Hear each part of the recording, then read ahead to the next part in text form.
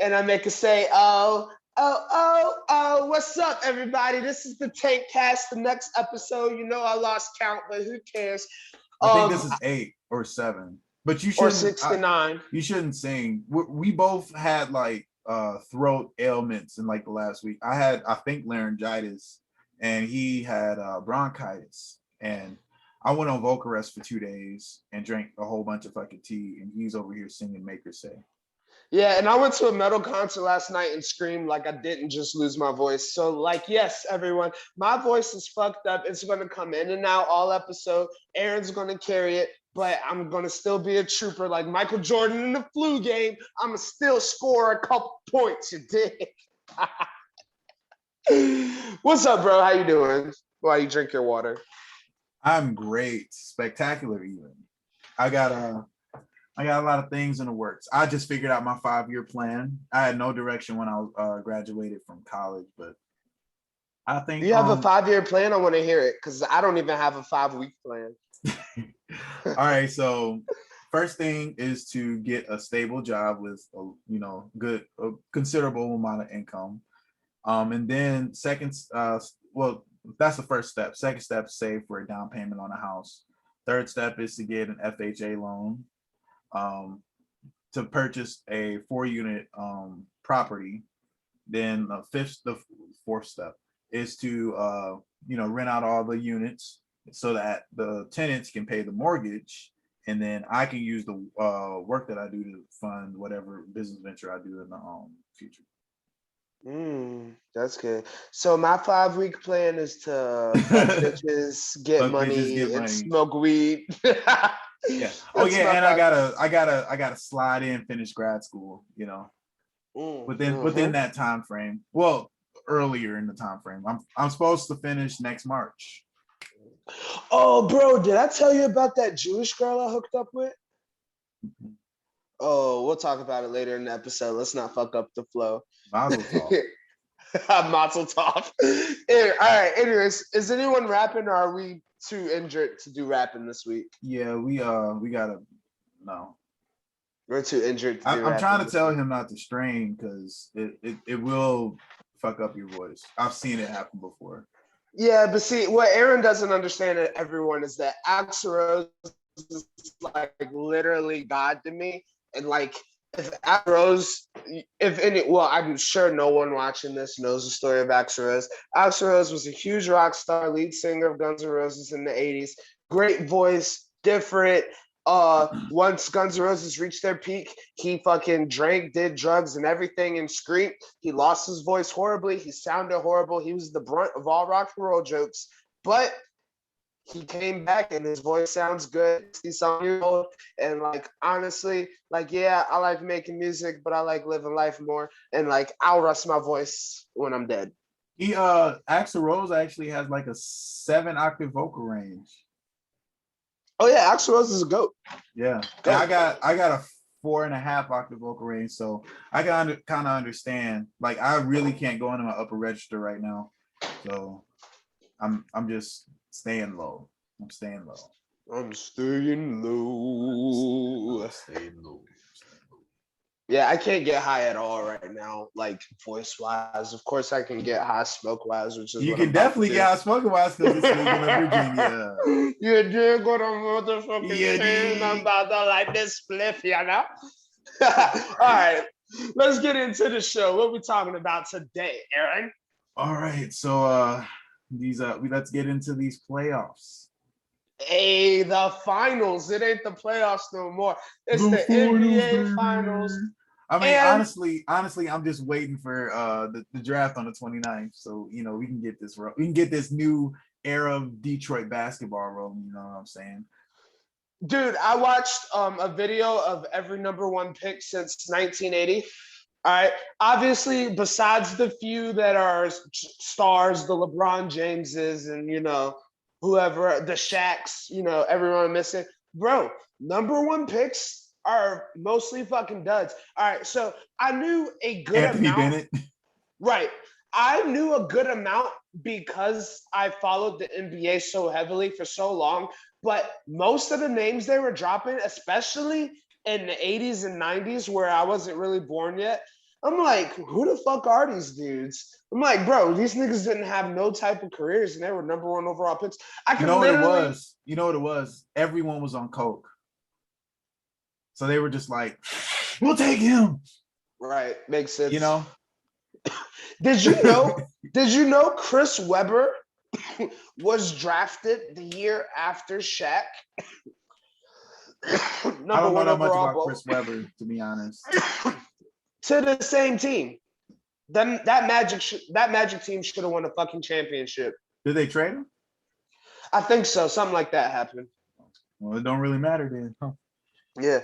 And then fucking somebody got drafted after LeBron James. And I was like, holy shit. It's By crazy. the Pistons, Darko Milicic. Oh yeah, that's fucking retarded. Yeah, But like that was let's not horrible. We talk could about have had Melo. We literally could have had Melo. Melo. Could have had Melo. But like good thing I was a kid. Greg Oden got drafted after LeBron, but like it was someone who played. No, Greg Oden was in 2007, the same year as Kevin. He got drafted before Kevin Durant. Right. But you know, LeBron got drafted like 2005, 2006. He got drafted in 2003. Right. LeBron been pretty much what I'm saying is LeBron got drafted, and then as it was going, showing all these other guys, there were some guys who had like really good, promising careers, but like retired some shit ago. And I'm like, damn, LeBron's still going. It's crazy. Like LeBron really is the GOAT. I know people love to hate on LeBron, but like take away the championship argument if you want. If you just want to do the in the game grinding year after year after year, you cannot deny LeBron James's greatness. This motherfucker, come on. I think he was like only really, really like above everybody else, like for like 5 or 6 years. Physically, but mentally. No, not physically. I mean like as far as his play. Like when he made the finals by himself. Yeah, we made the finals by himself up until 2016. I don't know. I think LeBron James is still great today, man. He's just old, and if LeBron James, I'm not saying he's not great. I'm just saying like when he was far and away better than everybody else. But that's what I'm saying. Like he's far and away better than everyone else except Kevin Durant right now. Kawhi. No, Kawhi Leonard cannot play a season.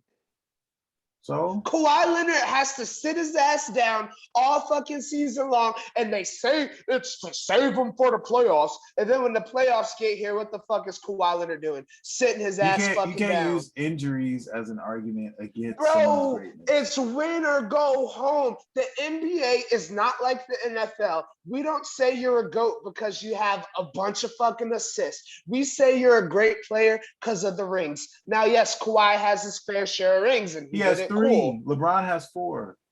Get it? But does Kawhi want to be known as better than LeBron? Because right now he's not, because Kawhi don't never fucking play. I mean, KD has 2, and you say he was almost better than LeBron. Or like, he's better than LeBron today, but not overall. Throughout the years, no. He's better than LeBron today, yes. But LeBron's old as fuck, has played so much. Like, come on. And the only reason I say he's better than LeBron today is because of what their teams did. But let's be 1,010% honest. Put LeBron today and KD today on 2 separate teams and make the teams around them absolutely the same and the coaching absolutely the same. Who's going to go farther? $100 is LeBron, because that's what he does. I'd say it's LeBron because he can play make better for. He can make everybody on his team better. Right. So I would say LeBron. But speaking of today, let's talk about what's happening today. So Phoenix and Milwaukee are in the NBA Finals. This is the first time that anyone on either team will win NBA Finals. Yeah, right. What a rate. So, Jay Crowder has been in the finals twice, but he was on losing teams both times. Which is kind of fucked up. I feel bad for him. What if he's the only player that's been in the finals in this whole thing. So I'm saying, what if you lose the 3rd time? That'd be fucked up. I'm saying he's getting there. It's like he's like a Trevor Ariza effect, where it's like if he's on the team, I know the team is good, but I don't know the team is good because I know the team isn't good because of him. I just know the team's good because he's on the team. Like, you know what I mean? So I it's the honestly Trevor think Ariza effect. I feel like PJ Tucker. I just love PJ Tucker as a player. I like him too. Because he kind of like, oh, like I'm gonna go ahead and defend this guy, but on offense, I'm just standing in the corner and just shoot this three. That's what I'm gonna do. And then he does it like better than everybody else. Like I think for like 3 or 4 years when he was on the Rockets, he like led the league in corner three percentage on both sides of the corner. That was that Rockets team. I'm gonna tell you something. Let me just go ahead and get into it since we're kind of talking about the finals and keep getting sidetracked. The Bucks are playing horrible fucking basketball. They're playing horrible NBA Finals basketball. Let me tell you why. I watched both games in entirety. All right. I'm gonna just make up percentages. I obviously didn't sit there and calculate percentages, but I want to say only about 27% of the time when the Bucks are coming down the court in transition or in half court offense, do they actually call a play and you see it come to fruition and fuck up and they call another one. The Suns, it's literally like 87% of the time. The Bucks are out there running around saying pass it to Giannis. Oh yeah, and Drew Middleton and Chris Middleton and Drew Chris Middleton and Drew Holiday, you two are alternative scorers. And then actually game 2, Mike Budenholzer said it Booty holder. in little Mike Booty Holder said it in his little mic'd up thing. He was like, yeah, go out there, play random, have fun, and just, play basketball. No, you were doing that all fucking year. This is the NBA fucking finals. Every single time that ball is in your possession, you make sure you get the maximum that you can out of it. Because the whole reason you played all year was to get here. And you're telling motherfuckers to go out there and have fun? No, I want you to go out there and be miserable and make sure we fucking win. And that's why Phoenix is going to win this in 4 or 5, Aaron. I don't give a fuck. I'm thinking 6. I think the Bucks are going to take their 2 home games because, first of all, when you switch courts, people discount what home court advantage does for a team. Like true. When you go to your basketball court up the street, you've been shooting on your whole life. You're gonna shoot better than if you go to, you know what I'm saying, like a random one you've only played at twice this year. With a double you play rim. Every other night. Yeah. So like the Bucks have been, in that arena. I forget the name of it. It's not even relevant, but none of the names are relevant anymore. The fucking Pelicans fucking arena is called the Smoothie King Center. I remember that. And I know we had the Palace of Auburn Hills, but now it's something else. Oh, Little Caesars Arena. Oh yeah, that's what you guys are. Yeah. I like the Palace better because it was like, oh, I'm going to the Palace, right? And it made me feel like I was rich. But now I'm going to like Little Caesars, and it just makes me think of $5. Fucking capitalism, fucking ruining everything. Well, no, because the dude that owns Little Caesars is like from Detroit, and I just found this out. He paid for Rosa Parks, like housing for the rest of her life when she got old. Publicity stunt. I don't give a fuck. Is he white? Yeah. Publicity stunt. You can't convince me otherwise. It's more of a Detroit thing. Like in Detroit, I mean, there's racism. Don't get me wrong, but like we have like a culture of like we are a lot more inclusive than like other big cities. Like, well, y'all are pretty up north. Y'all are close to Canada. It's crazy that y'all are so violent. Y'all should be nice as fuck. It's only certain communities that are violent. I can't say shit. My city violent as fuck. I live in the 4th most violent neighborhood in the city of Detroit. Hell yeah. Have you gotten any smoke or what? You stay out the way? I stay out the way. But the funny thing about it is like 2 blocks away is like one of the safest neighborhoods in Detroit. That's how it is though in hoods. And hopefully, well, I'm not going to say hopefully everyone that's watching knows something about hood. Nah. But like, if you know anything about the hood's usually like literally a block away from a really nice area, and it's literally like a mile of trees separating it, and that's why the area can stay nice, is because people in the hood can't get there. And it's like that in Richmond because Richmond is a small town. Well, it's a mid-sized city, but in major cities, there's literally like you drive over 1 block and it's like fucking white people and whatever, Then you drive the next block and it's a game. It's like niggas shooting. Like it's crazy how like, you know, right down the middle split everything is. Like seriously, like there's this area called Beverly Hills, and then there's this area called Southfield, and they're like right next to each other. Beverly Hills has like the rich white people, and Southfield has like poor black people. It's like, and they're like right next to each other. And when I went to Milwaukee, it was like night and day. Like you could see there was like it wasn't, it was like 2 blocks before you got to like a bridge was where you got to like Marquette, and it was like, you know, a good neighborhood, and then you would cross over and then it was a bad neighborhood. But like VC, and I lived in Richmond, so I know this, VCU is like in the bad neighborhood, which is so weird. VCU is like, yeah, it kind of sort of is in the bad neighborhood. Yeah, I want to say it's like literally like, so like it's the bad neighborhood, Broad Street, then VCU. But the reason you can say it's in the bad neighborhood is because on that side of Broad Street, even though it's not VCU like buildings or whatever, it's the Siegel Center, their sports arena. Mm-hmm. It's fucking a lot of housing for VCU students, the gym, stuff like that. So like, yeah, VCU's in the hood. I actually got the one of the times I've gotten arrested and went to jail, I was in the fucking bad area right beside VCU, Jackson Ward. I'm talking about, I technically was in VCU because I was in the fucking police raid, and the police raid was being assisted by VCU police. And the funny thing is, like, it's Jackson Ward, and then it's like Churchill right on the other side of that bridge, which is where I live. Right. I lived on that bridge, and I literally could walk from my house to the VCU medical campus, and it was like my neighborhood. That was a long walk, though. But yeah, you could walk. No, it's not even a long walk. It's like equivalent to like, I want to say 6 or 7 blocks, so like a little over half a mile. All right, so your ass like walking. That's a long walk to me. That Martin Luther King Bridge is a long ass walk to a nigga like me. Yeah. We got really off topic. Let's go back to the NBA. Some history.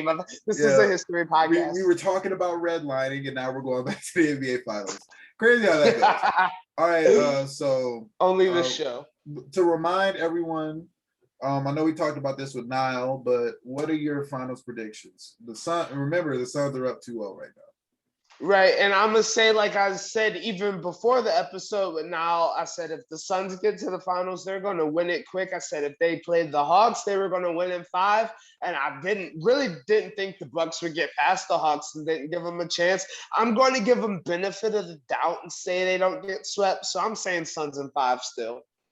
I'm saying Suns in 6. I think the Bucks can take their 2 home games, and then they'll take one of the next 2 games, but Phoenix is going to blow them out after they take the 2 home games. I want to talk basketball for a second. So the Phoenix Suns will lose for when we're recording tomorrow's game, game 3, the first game at home. The Phoenix Suns has had a couple injuries. Not Miles Bridges, another guy, don't make me say names, but a key guy on their bench got hurt. He's probably not going to play tomorrow.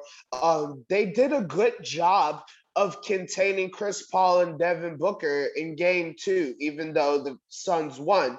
Going to, like you were saying earlier, going to the Bucks home court advantage, Chris Middleton is going to play better than he has been playing. Giannis has been playing great. I'm not worried about Giannis. They haven't really been able to answer Giannis. DeAndre Ayton's not going to play as great. I see the Bucks winning game 3 with the adjustments they've made. I see the Bucks winning game 3 kind of decisively, maybe 21 plus, maybe. But after they look at that film, get over the, we were away from home jitters. Chris Paul yells at everybody, slaps him around, slaps somebody's dick. Fucking, hey, let's play fucking basketball. And fucking, yeah, they're going to win. So he's going to speed past that, huh? What, slap somebody's dick? What? They do that now? I mean, I knew the slapping on the ass was gay, but now they slapping dicks.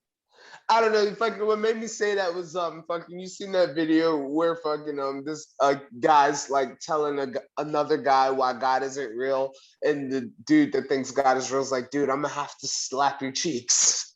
And bro was like, what? You're gonna slap my cheeks because I'm telling Oh you God God. is fake? And that's why I was like, all right, we're slapping dicks. But yeah, I think the Bucks will win game 3 decisively, but after that, it's all Suns. Okay. That's fair. I think the way the Bucks can defeat the Suns, well, not come. Wait, do you think the Bucks can come back and win? It has to be No, some fluke shit.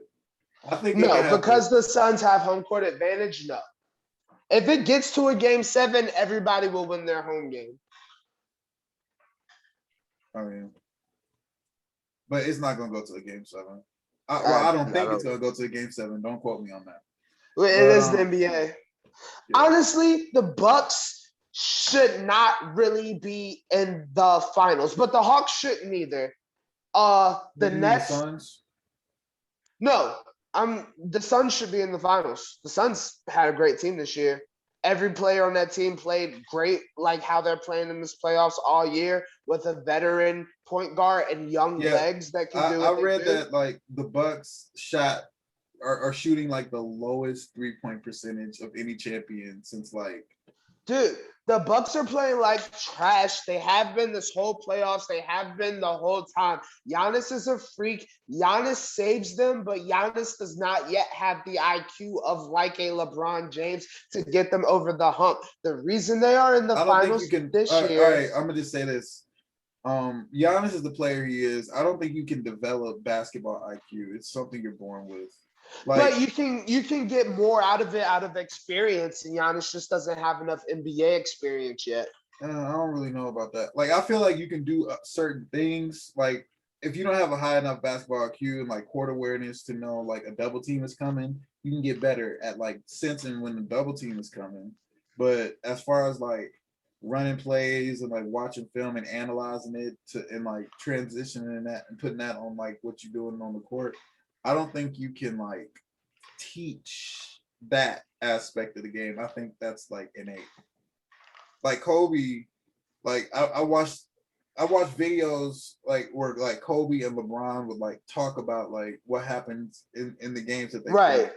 Tom Brady is the same in football. Tom Brady will spend all day just watching film, deciphering defensive shifts and stuff. I know you're not a football guy, but we're gonna get football on this show. I don't give a F. But Tom Brady's the same way. And see, you just named 3 of the GOATs in their sport: Kobe, LeBron, and Tom Brady. Well, you named 2, I named the 1. And so if Giannis, like you said, can't develop, and you're saying it can't be developed, it's either given or not. I'm saying like you can like get better at certain aspects of like what encompasses basketball IQ. Like you can get better at sensing where a double team is coming from. You can get better at like running a pick and roll. Like, but you like if you a bad decision maker, you're gonna be a bad decision maker. If you a bad shot taker, you're gonna be a bad shot taker. Like you might get better, you might be able to shoot better percentages like long term, but like Stephen Curry is a bad shot maker. Like he takes bad shots. Yeah. You know what I'm saying? Allen Iverson was basically Stephen Curry. I mean, I'm not gonna say they're the same player, but like Allen Iverson used to shoot the same. Stephen Curry in the 2-point arc. Yeah. Stephen Curry in the 2-point arc is exactly Stephen Curry shot back in the day, right, and made him a lot less because he, instead of stepping back and shooting threes, he was driving in the hole, and there was like 3 dudes that were over 6'8" in the hole, and you're like 5'10", so you're gonna miss. But AI would fucking make some crazy ones, and it was like, oh shit. Like, if you have like J.R. Smith, if J.R. Smith is a great example. He was a bad shot taker his whole career, but if he would have made half of the shots that he missed during his career, he'd be one of the greatest of all time. Because J.R. Smith has not had a bad career. His Nuggets days, oh my God, that guy was fucking crazy. Yeah. But he was still a bad shot taker. He did not have a high basketball IQ. So and then his Knicks days, obviously the Knicks were a dumpster fire team, but he played beside Melo, and then he won his championships with LeBron. So J.R. Smith didn't have a horrible career. Not Hall of Fame worthy, but definitely notable. Yeah, and it's him. It's people like Nick Young. Yeah, Nick Young is a bad shot taker too, but fucking what makes them names is what they take a bad shot and it goes in at the right time. Yeah, if it goes in, then you know what I'm saying, they're a good player. But if it doesn't go in, then they're a bad player. Yeah. So that's what I'm saying. Like, people only say that if the shots aren't going in. But I feel like the Bucks, if they just stop fucking around and have Giannis cover the screens instead of Giannis needs to play center. Brook Lopez is balling though. I'm just saying he needs to play center. Just because when they switch, like when they do the pick and rolls, Brook has to drop because he's not fast enough to keep up with Chris Paul or Devin Booker on the pick and roll. And when they get in the mid range, they're two of like the top 30 best mid range shooters of all time. So they get mid range, it's over. So you gotta have somebody that can like keep up with them in the mid range. The only person that can do that on a team is Giannis. I'm gonna say this, and has the length. Well, I'm gonna say this: have the only person that can keep up with them and have the length to like bother their shot is Giannis. I'm gonna say this: the Bucks have this finals to win if they want to win a finals in the next 5 years, because unless they can get a super free agent to come there to join with Giannis, this Suns team, Chris Paul's got at least 3 years playing like this left, and everyone else on the Suns is really young. The Suns team's going to be around. The Mavericks are going to be around. The Clippers are going to be around. So the West is stacked. But in the East, like I was saying, the Bucks really shouldn't be here. The 76ers, I'm not going to count them, but Brooklyn, they're going to come back with a vengeance. Miami is a profitable franchise. I'm not going to. The Celtics, maybe. So maybe the Bucks can make a couple conference finals. They were saying Giannis and Kawhi are going to go to Miami. That's not going to happen. Miami can't pay them. They can if they get rid of a whole bunch of people and they just sign like role players. Yeah, then they'll have no bench and they'll lose in the fucking finals in the conference finals every year. Jimmy Butler, Giannis, Bam Adebayo, and Kawhi. And then Kawhi's gonna fucking sit down the whole fucking season, and then when it's time to really play, he's gonna be like, "Oh, my knee! Even though I only played 23 games this season, I can't play this win or go home game right now, guys." The fuck, I'm not sold on Kawhi Leonard. I know what he's done. I'm not sold. Kawhi Leonard ain't gotta prove nothing anymore. I'm not sold on him winning future championships. Kawhi could retire now and be better than. And he would be like top. I might even say he's like top 20 all time. He is if he retired today. But if he keeps on this bullshit for another 8 years, nope. I mean, sometimes people have really bad injuries. Like, you remember Bill Walton? Yep. Bill Walton still played often until he was really, really injured. He had glass bones and paper skin. Every morning he broke his legs, and every afternoon he broke his arms. That's fucked up. He fucking I'm surprised that they could walk. Like he broke both. How do you fuck up both of your knees? He was Derrick Rose in the 70s, but 7 feet tall. Both Bill Walton and Derrick Rose eventually come back from their injuries and play whole fucking seasons. Yeah, but I honestly don't think they have to play a whole season. I think people like in general shouldn't even have to work half the year. Kawhi Leonard should have sucked it up and played when the fucking Clippers were down 3-1. Kawhi should have sucked it up and played and made sure they didn't lose. And Kobe would have did it. I feel like LeBron would have did it. Jordan would have did it. AI would have did it. Come on.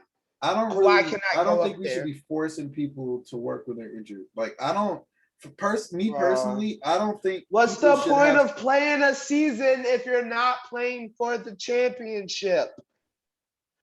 Him Yeah, not that's true. playing What's the playoffs point is in him playing? saying, What's I the don't point give in a playing? fuck. If you got a first seed or a third seed, what's the point in playing the last 20 games? You just said it. You just said Okay, it. but in the playoffs, what's the point of not playing if your team is out there getting demolished and all you know is that they don't even need you 100%? They really just need your presence on the floor. You can stand in the fucking corner and soften the fucking defense. Come the fuck on. Like, you want to, like, I get he has 3 rings. I get it. But he obviously doesn't want to be a GOAT. He obviously doesn't want to be a GOAT. I feel You like can't tell me he wants to. like if you already injured, you should not come and play. That's what happened with KD. But KD comes back as soon as he's ready and KD balls out. Everybody you're saying does the opposite of what Kawhi Leonard does. Yeah, but I don't think that's wise because you're cutting it. Like, your body is literally your investment. I don't think you should come back too early. All right. We'll see when Kawhi Leonard's career is said and done what we really think about him.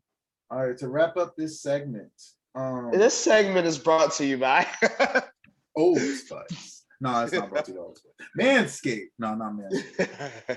DraftKings. No. Dr. Sasquatch. To wrap up this segment, Suns and 6. Suns and 5. Suns and 5. Suns and something. How about that? That's the name. That's the title of this episode. Suns and whatever. Suns and whatever. All right, next. We finally getting the fuck out of there. And where is there? Afghanistan.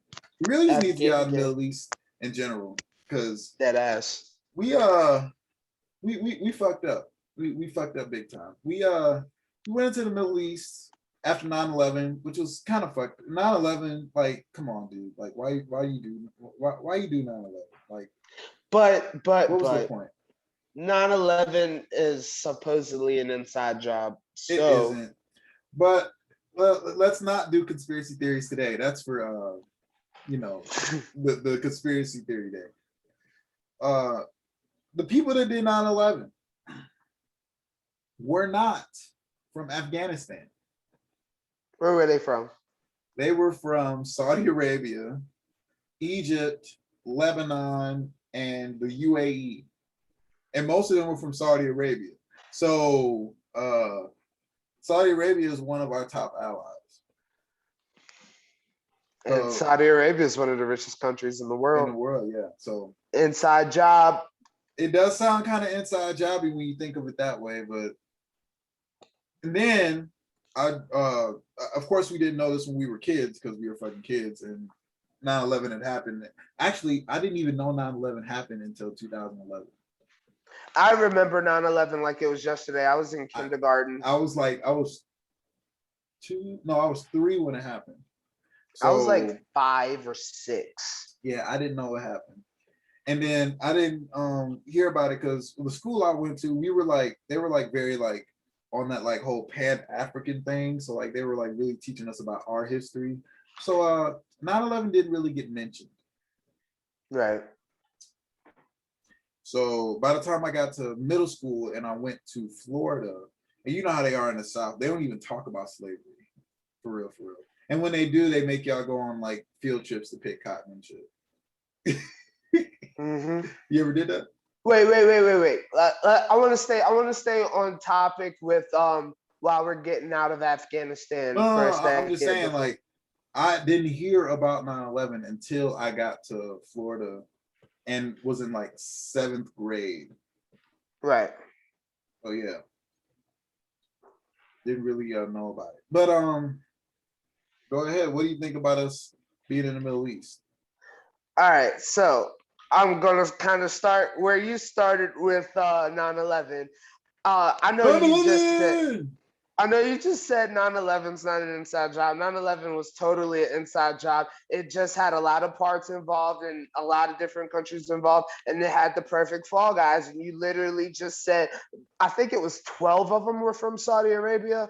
Bro, 9/11 was done so we could invade the Middle East. That's exactly why it was done. It was planned.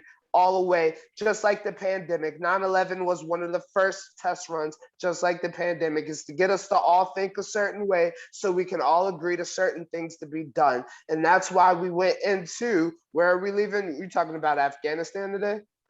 All right, because I got Palestine on my mind. That's why I had to ask. Okay, there was no reason for us to be in Afghanistan. But there's every reason to be in Afghanistan, because guess what we did while we were in Afghanistan, Aaron, for these last 20 something years? We fucking took over their poppy fields and had a fucking opium pandemic in this country. That's exactly what we fucking did. We took all their oil and fucking gassed ourselves, but we already knew that's what they say why we really went over there. And it was to stop terrorism, but most terrorism came from other countries. Okay, and then the main terrorist group for most of the years, Al Qaeda, was all over the world, just like almost all terrorist groups. Al Qaeda was so Osama bin Laden was in Pakistan when I think he was in Pakistan for a lot of the time. I think he might have been in Afghanistan when like 9/11 happened, but you know, if they do a big terrorist act, of course he's gonna fucking go somewhere else. So, and we just stayed in Afghanistan because we needed a reason to get into the Middle East. And I talked to one of my friends, and she was like, "Yeah, if what would you do if they came into your city and started bombing your weddings? Would you just like be like, okay, thanks for bombing my cousin's wedding, or would you go join the terrorist organization that's fighting them?" Right? No, I would fuck up motherfuckers and just fucking killed half my family. Yeah. So I mean, what do you really expect people to do if you like occupy their land for it? And it's been 20 years. You occupy their land for 20 years for no good reason, and half of it is your fault. Like the U.S. armed the Taliban, I think back in the 80s, like Reagan did. They gave Osama bin Laden people money. Like that's why Osama bin Laden was rich. Yeah. So we He started got all of his money through donations. Yeah, we started the problem, and then like years later, we fucked it up even more by staying 20 years. And that's why it's time to get the fuck out of there. But whose decision was it for us to get the fuck out of there? I know that wasn't Biden. Who fucking did, you know? Biden is the only person that could tell the generals when to leave. All right. I'm fucking okay. Point. Yeah, Trump was like, oh, Biden. Trump was like, we're gonna get out of there. We gotta go. We gotta go right now. Okay, we can't stay here. We can't stay here. We gotta go. Okay, we gotta go. But is it one of those situations like Obama started something and then Trump got it finalized? And like, is it the same thing where like Trump got this started and Biden just finalized it? Is it the same situation? First of all, Obama was so weak. He wouldn't have done that shit. He wouldn't have done that. No. Obama fucking is rich because of the opioid pandemic. Yeah, Obama wanted a Republicans to like him. So he did. Obama's basically just a Republican president. Pretty much. Like he was about as left as about as left as Bush was, to be honest. Like, and even like the most like technically like left wing thing he did, which was the Affordable Care Act, was like it was written by like a Republican like group. Right. And when so when it got passed, like he thanked the people that wrote it. Like it was originally supposed to be for Mitt Romney. It was called Romney Care at first. Oh shit. The Affordable Care Act was really Romney Care? Are you serious? Yeah. I did not know that. Yeah. And, bro, it was just earned 3 minutes to shit on Obama. Go. The American Heritage Foundation. That's what it's called. And they wrote the plan. Obama adopted the plan and did the plan. And it's kind of stupid because like there's this thing called, the public option is, right? Yeah. And for those of y'all that don't know what public option is, basically it's a government funded healthcare system that is supposed to compete with the other like healthcare companies. Basically, how the Federal Reserve is a bank, and you have Chase and all those other banks that compete, kind of that not really compete with the Federal Reserve, but they kind of do.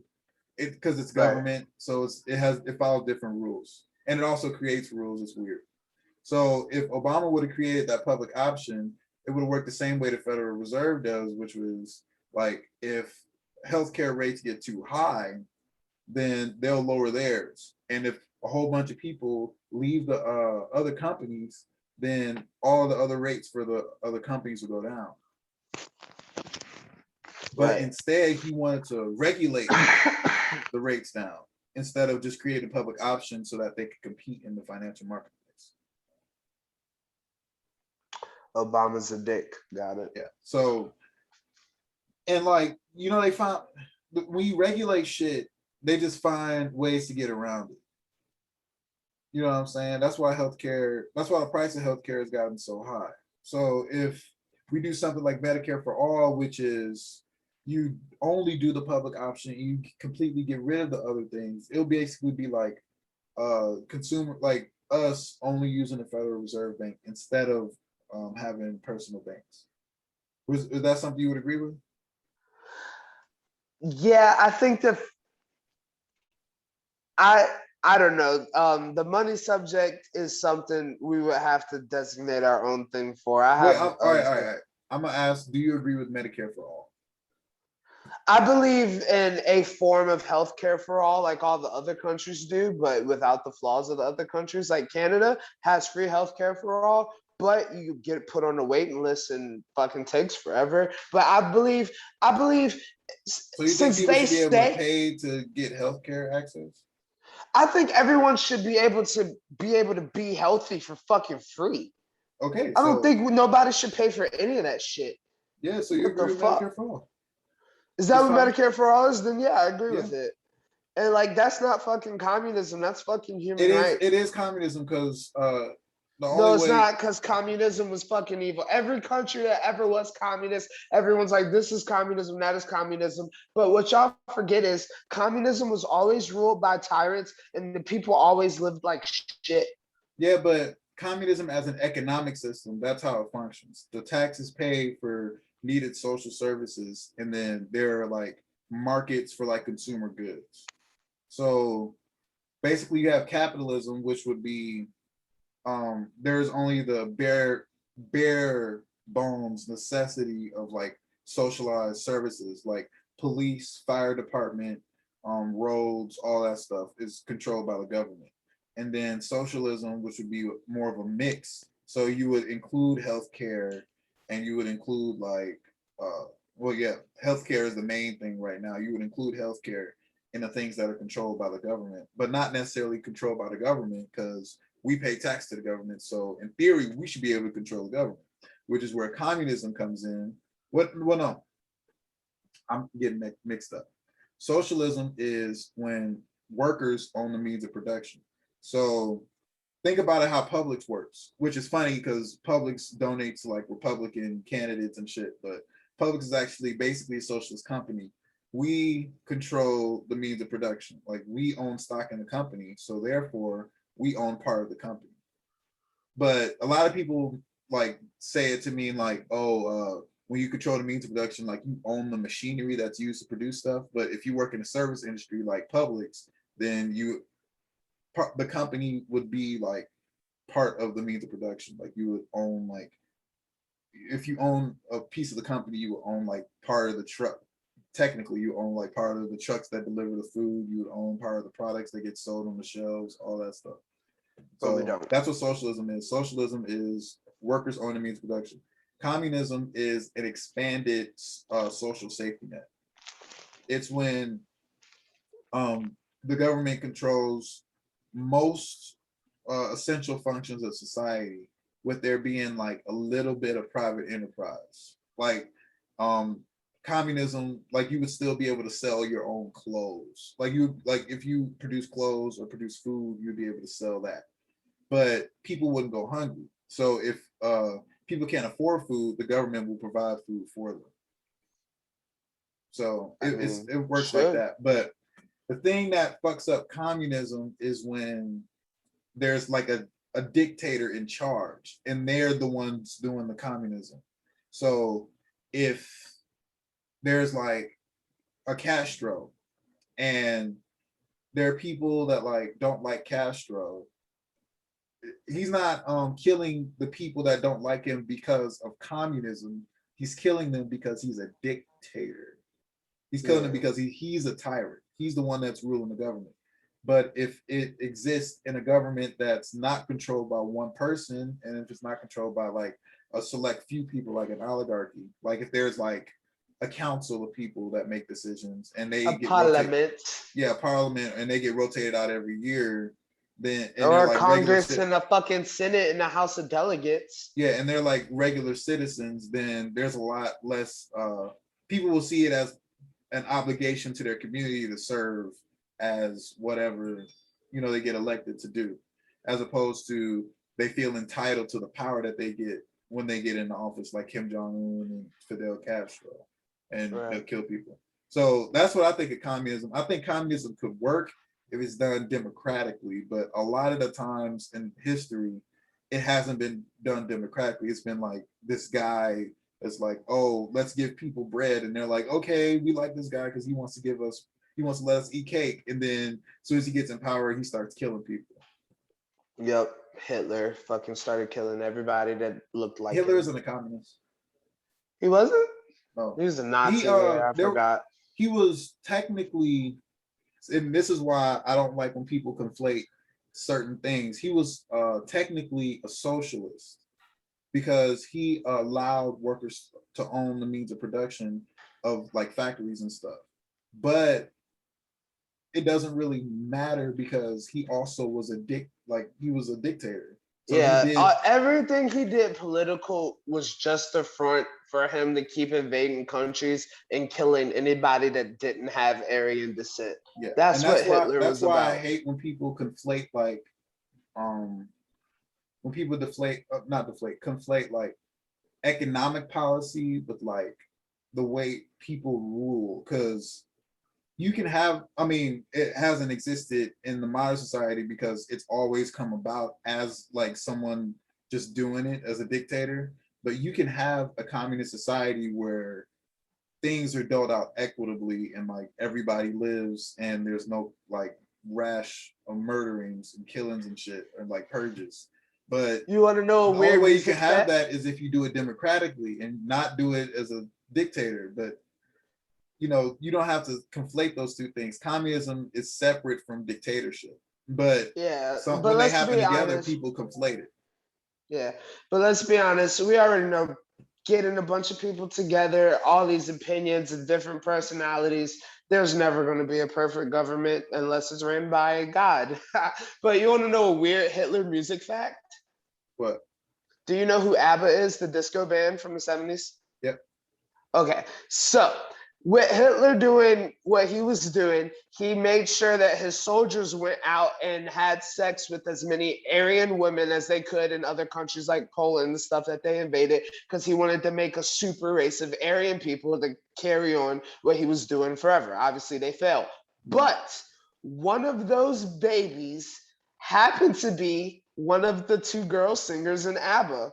Her fucking father was a Nazi soldier and her mother was a Polish white woman, blonde hair, blue eyes. I forget the exact facts, but she was a direct descendant of that. So because of Hitler, we got ABBA. Thank you, Hitler. I don't know about thank you, Hitler. But, people can't control how they're born, so. Yeah. I don't really blame ABBA for whatever happened with Hitler. It's like when people are like, oh, Hitler's a vegetarian, so if you're a vegetarian, you're a Nazi. Like Hitler was also a drug fiend, so if you're a drug fiend, you're a Nazi. If you're a drug fiend, you're a Nazi. Sorry, guys. No, that's not how that works. And that's basically what I was talking about. Like, oh, Hitler was a socialist, so if you're a socialist, you're a Nazi. That's not how that works. You can't just say, oh, if Hitler's a socialist, then that's not how that works. So Jesus was a Jew. So if you're a Jew, you're a son of God. Yeah, that doesn't track. That does not track. So saying that just makes you look stupid. But that's the entire. That's basically the entire Republican Party. Everyone believes they're a son of God or a daughter of God. All of them do. The Jews, that if they believe in God, they believe they're His You ain't offspring. You aren't a real religion if you don't believe that your people are chosen by God. I just I can't. I don't want. Let's not get into religion today. Oh But my I don't God. understand why people join religions when in the text they aren't considered the sons or daughters of God. Like Black Mormons, like Mormons considered like the white people that live in like central and like in America in Utah to like be descendants of God, but like they're Black people. Thank Like you. what do you do? What do you? Bro, I swear to God, I cannot understand how you're African American and Christian. Bro, literally, before they started fucking it up, because as we progressed, they started retranslating the Bible or whatever. Bro, I know you learned about this in college too. Christians were taught that white people were literally above Black people in their little fucking scale, especially in the Catholic Church. I can't remember it word for fucking Yeah, word. they taught us. They said that we were Ham's people, and Ham was like Noah's son that like got banished. Like, what the fuck? And you're gonna fucking follow this fucking shit and fucking, oh my God, But I can't it stand also it. it also says in Genesis, and I didn't learn this because I like when I was like from when I was like 19 to when I was like 21, when I was living in Virginia, I like went out and tried to find like the truth because I went through a couple of existential crises and I was like, oh, where do I go when I die? All of this. And I was comfortable being agnostic before that. But then once I got into like my late teens, early 20s, I was like, oh man, I don't know what's going to happen if I die. So I just went around, read some of the Quran, read some, whatever, because Christianity wasn't sitting right with me because of that reason. Like, white people think they're chosen because of the Bible, and some of the stuff that they like interpreted, they are kind of justified in that thought. But I went to the Nation of Islam. Okay. Yeah, and they taught us that we should love ourselves, and that we are actually the chosen people. Okay. So do you support Islam a lot right now? Like, are you Islamic? No, I'm still agnostic, but I'm open. Like I'll listen to whatever perspective. And Islamic is one of your favorites?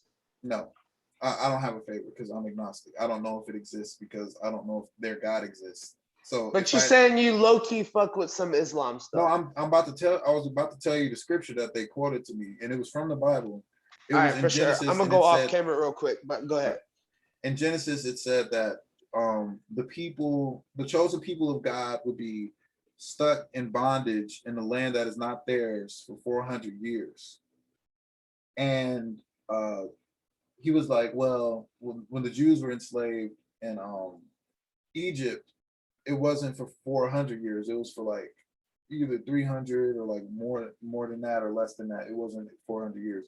But we were enslaved it was from like before 1619, because they were talking about 1619. It was from before that to 1865. So it was like from the 1500s to the 1800s. So that's almost 400 years. So by that logic, we are African Americans are the chosen people of God. Now, I don't believe in any of that. I think it was all made up by some guy that got really high on bath salts one night. But that is the working theory of my new religion. Bro, all religious texts are written by a guy high on bath salts. It's different guys writing, different parts of the text, but all of them are just high. Okay. But yeah, that's what I think. I think you should just try to find your own meaning. There's this philosopher named Friedrich Nietzsche who said there's this phenomenon called the Ubermensch, and they're basically people that throw away traditional Christian like values and morality and create their own values based upon the world that they receive around them. Oh And yeah, I fucking dabbled in something like that when I I was love younger. Friedrich Nietzsche. Yeah. But I feel like I'm an Ubermensch, but I'm not technically because I grew up with those Christian values. So I Bro, wasn't. why is my mailman here at 8:10 in the evening? They're Yeah, not he was off. running late. He was running late. God damn. But there's no way I could, beat those Christian values out of me because I grew up with them. Love the neighbor as you love yourself and all that stuff. So, I mean, I could probably come up with it in a different way, but since I was raised to believe that, that's what I'm believe for the rest of my life. I mean, yeah, pretty much all the key points you said are like main factors in why I chose Satanism. Because pretty much Satan was he was the first to rebel against God, and he didn't even really rebel against God. He just fucking asked them simple questions, and just like all fucking religions do, oh my God, how dare you question me? God cast him. He's also the prince of music, and everyone loves music. But Satan's fucking and the book in the satanic book, I don't know what it says in the Bible. I know the Bible makes him out like a bad guy, but in the book of Satanism, all Satan cares is that you be yourself at all times. You do what you want. You love who you love. You fuck who you fuck with consent. He like is mindful of all the shit like that. He doesn't condone rape or nothing. Like Satan's a good fucking guy, bro. Satan is actually, and it says this in the Bible, Satan is actually the prince of the earth. So suck on that, haters. And I don't like how a lot of modern Christians, well, not modern Christians, because it's been like this for over 100 years, but how Christians interpret the Bible. Because like there's no explicit mention of the Bible being anti-homosexual. At all, but until they translated it, because it is now, but they fucking translated it in 1986. I fucking remember. And before that, it was a man should not lay with a boy, a child, and they love laying pedophilia. with children. Fucking, I swear, I can't. That's what. Oh, and God, you know why they changed that, right?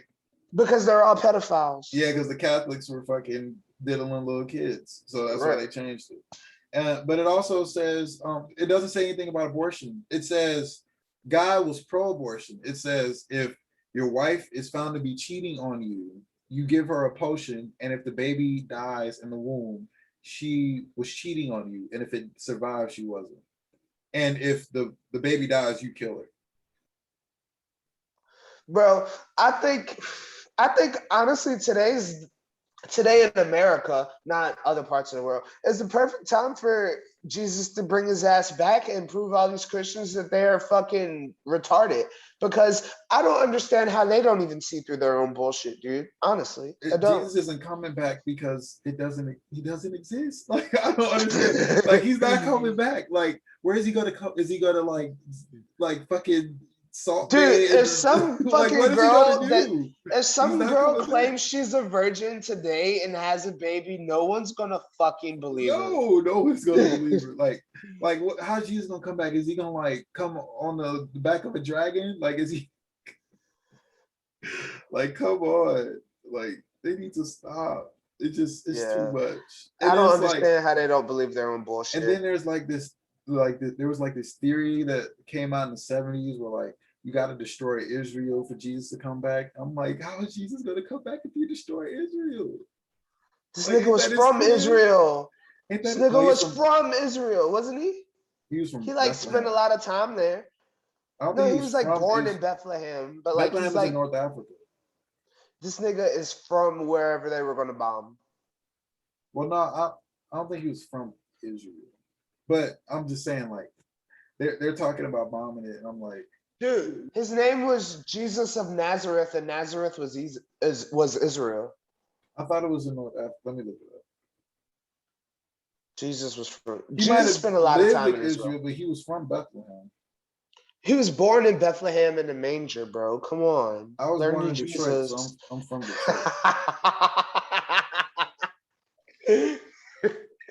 I was born in a hospital called St. Mary's. I was born to a virgin. He was born to a virgin.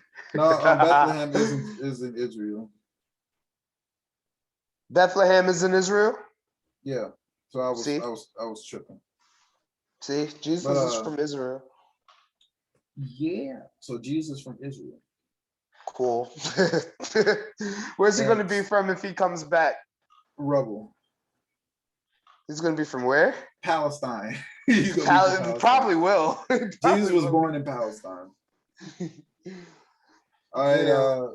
Now that we've offended enough people, let's offend some more. What was the next topic? I love our show. Our show's the best show. Let's talk about how terrorist is a loaded term.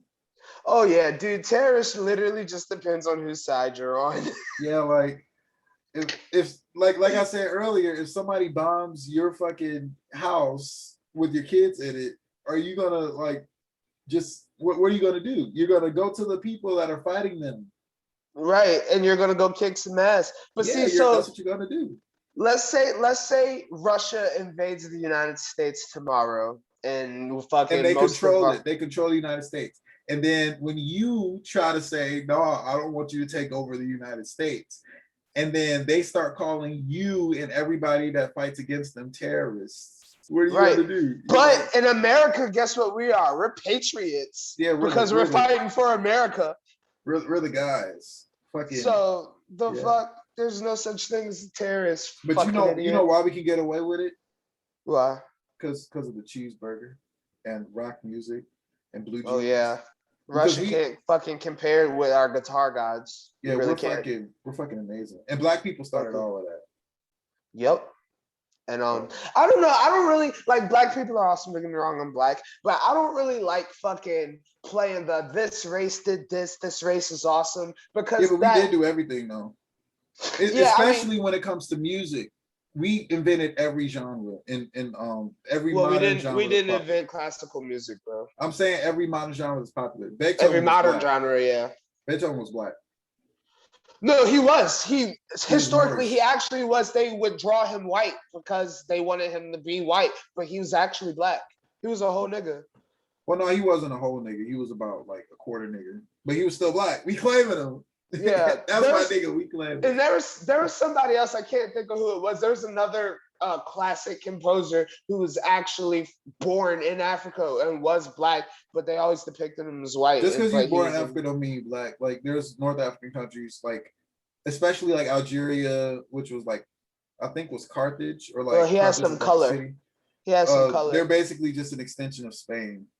But a lot of people that live in Spain, people got color. Oh my god! A lot of people that live in fuck a bitch from Spain. Oh my god! Let's talk about some pussy for a second. A lot of the people that live in Spain have what are called Moorish ancestors, which are basically black Muslims that came up into Europe during the the Enlightenment period, and taught but after the Dark Ages, before the Enlightenment, and taught white people how to bathe.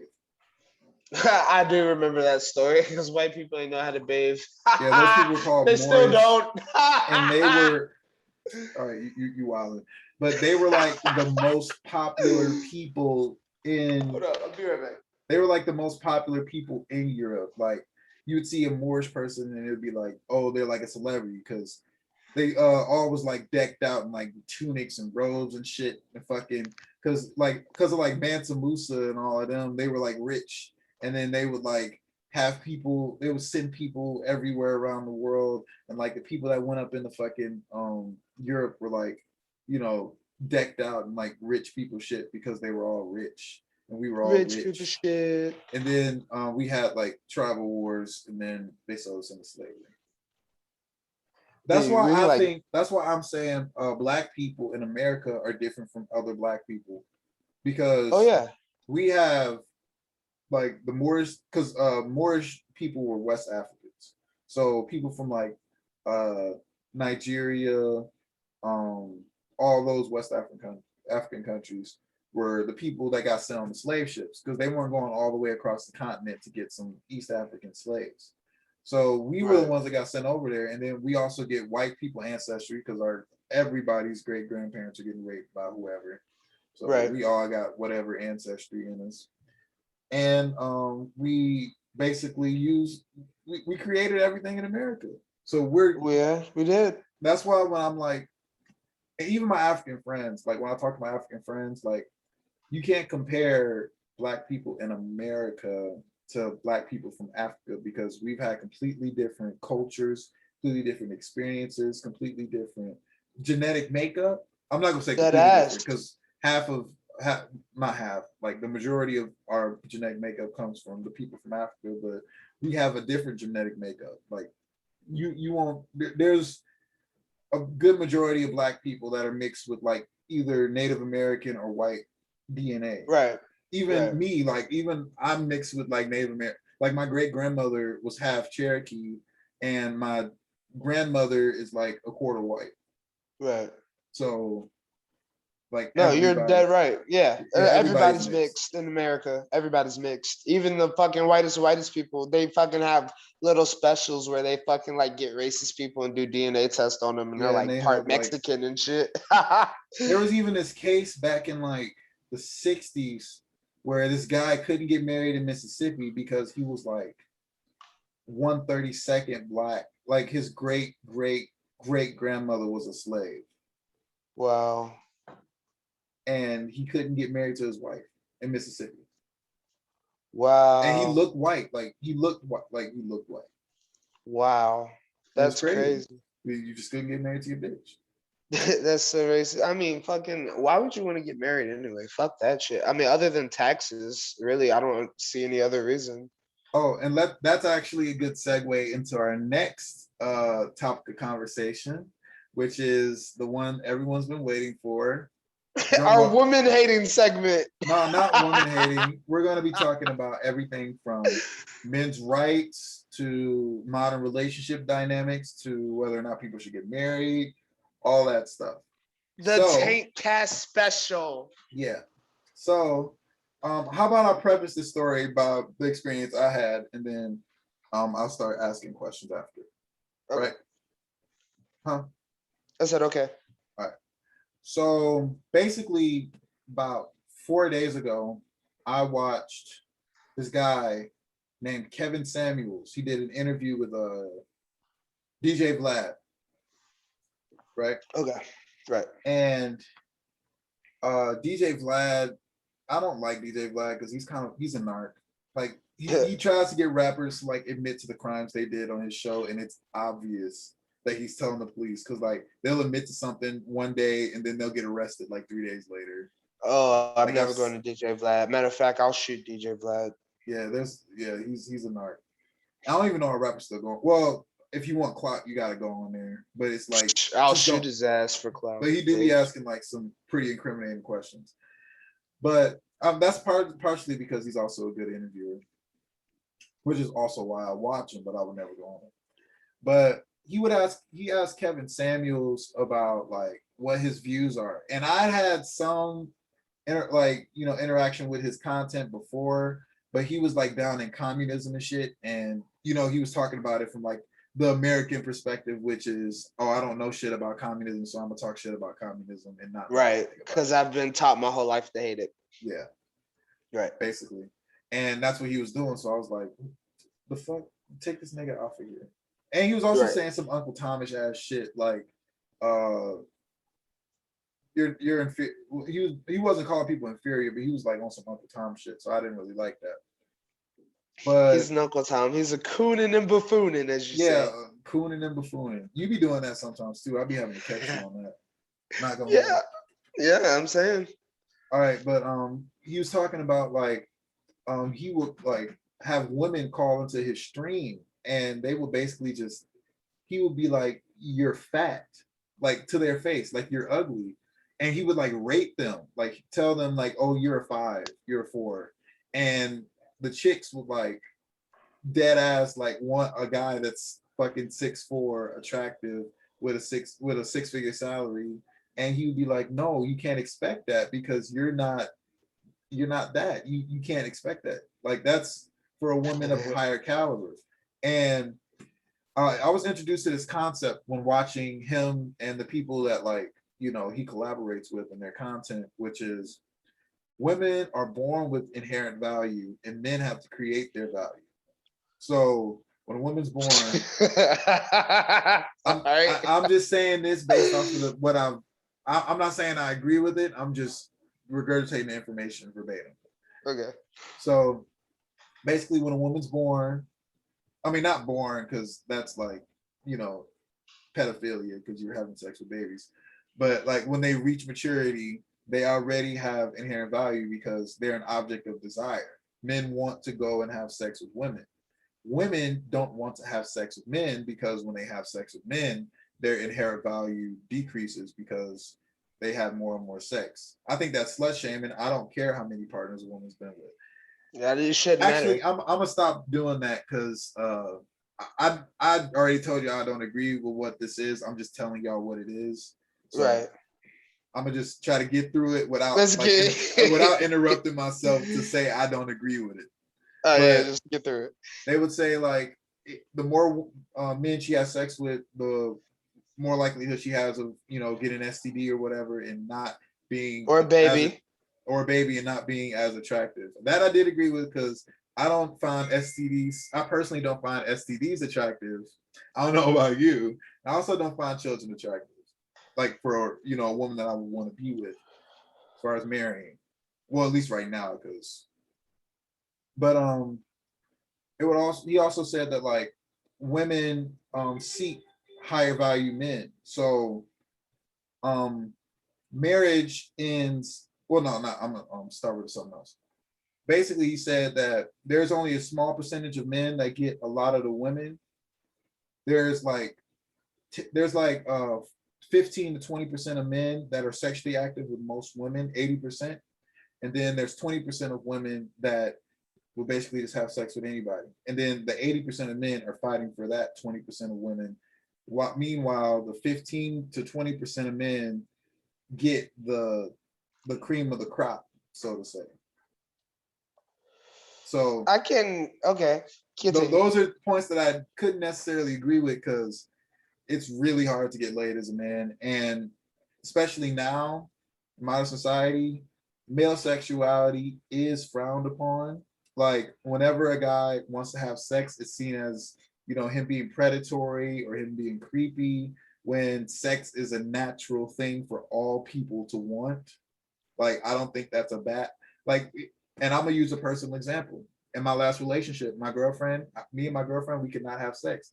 She had a medical ailment that prevented her from having sex. I wanted to have sex, and it was by the people around me. It was seen as, "Oh, you just want her for sex." I was like, "No, I just want to have sex, and we can have sex. So I need to have sex. So if this is a situation where I can't get what I want out of the relationship, because it should be both people should be able to equally get what they want out of a relationship, then I should need to end a relationship." But that's what I mean by male sexuality being seen as negative. Because if a woman does that, it's seen as her being sexually liberated. Oh, if you leave a relationship, you get to, get what you desire in a man. You know what I'm saying? You get to, you get to, because if a man has ED, I'm gonna just use it as an example because I'm not telling y'all what my last girlfriend had. The man has erectile dysfunction and they can't have sex. They've tried Blue Chew, they've tried all, and we're not advertising for Blue Chew, but they tried Blue Chew, I have a blue chew in here. they tried honey packs, they've tried Cialis, Viagra in a cocktail, all of it mixed together like the Powerpuff Girls, and drank it, and it didn't work.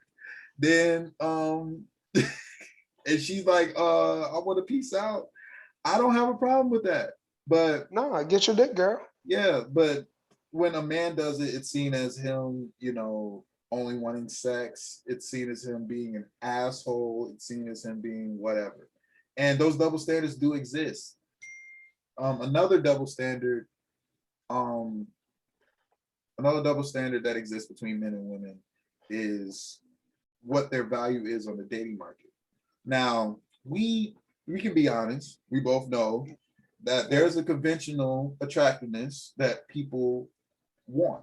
Like whether you're a man or a woman or you're a homosexual, there's you can picture a person in your mind that you will want, and a lot of people would agree that that person is also attractive, right? Right. You wouldn't be on a date with someone you thought was ugly. Yeah. So when things that are unattractive on both sides of that spectrum um, are expressed by a man to a woman, those are things that are seen as assholish, or them being like shallow or whatever. But if a woman does it to a man, it's seen as them, the same way. It's being sexually liberated and all that stuff. Like when you talk about someone being overweight. Now, I personally don't like overweight women. I could see their attractiveness, but I personally would not, engage in any sort of relationship with them, because that's just not the thing that I like. And, a lot of people are like, oh, well, you don't have to say you don't like it. You can just shut your mouth. But I'm talking about other stuff. So I have to preface this with that. Right. Right. And if a bigger guy, and they did a thought experiment, because I like delved more into his content after I saw that interview. I delved more into his content, and it was like they were interviewing a girl, well, a couple of girls that were on OnlyFans, and the guy said he didn't like fat chicks, and the girls were like, oh, you shouldn't say that, that's fat shaming, blah blah blah blah blah. And then he said, okay, what do you look for in a man? And then she starts listing all this personal stuff, like, personal attributes, like when we did with Q, when we said, what do you look for in a partner? And we started talking about their body type and stuff. And then she started talking about, their demeanor, their temperament, and all that stuff, right? That's what women that's what women usually do when they talk about it, but they avoid like all the other stuff. But when he asked her like straight up, would you date a fat guy? She said no. So it's like, I feel like they do that. Well, I'm not going to say all women, because it's not all women. I need to stop doing that. I feel like when the women that say, oh, you shouldn't say you don't like fat women because you're fat shaming, even though you're just saying what you personally like, your personal proclivities, they do the same shit, but they just want to shame you for it. Yeah. The same way women want to have sex and they shame you for wanting to have sex. All right, let me get some. Yeah, let me get some. Let me get a couple. There's one more part. Okay. I gotta talk about the OnlyFans girls. Okay. Oh yeah, I love this one.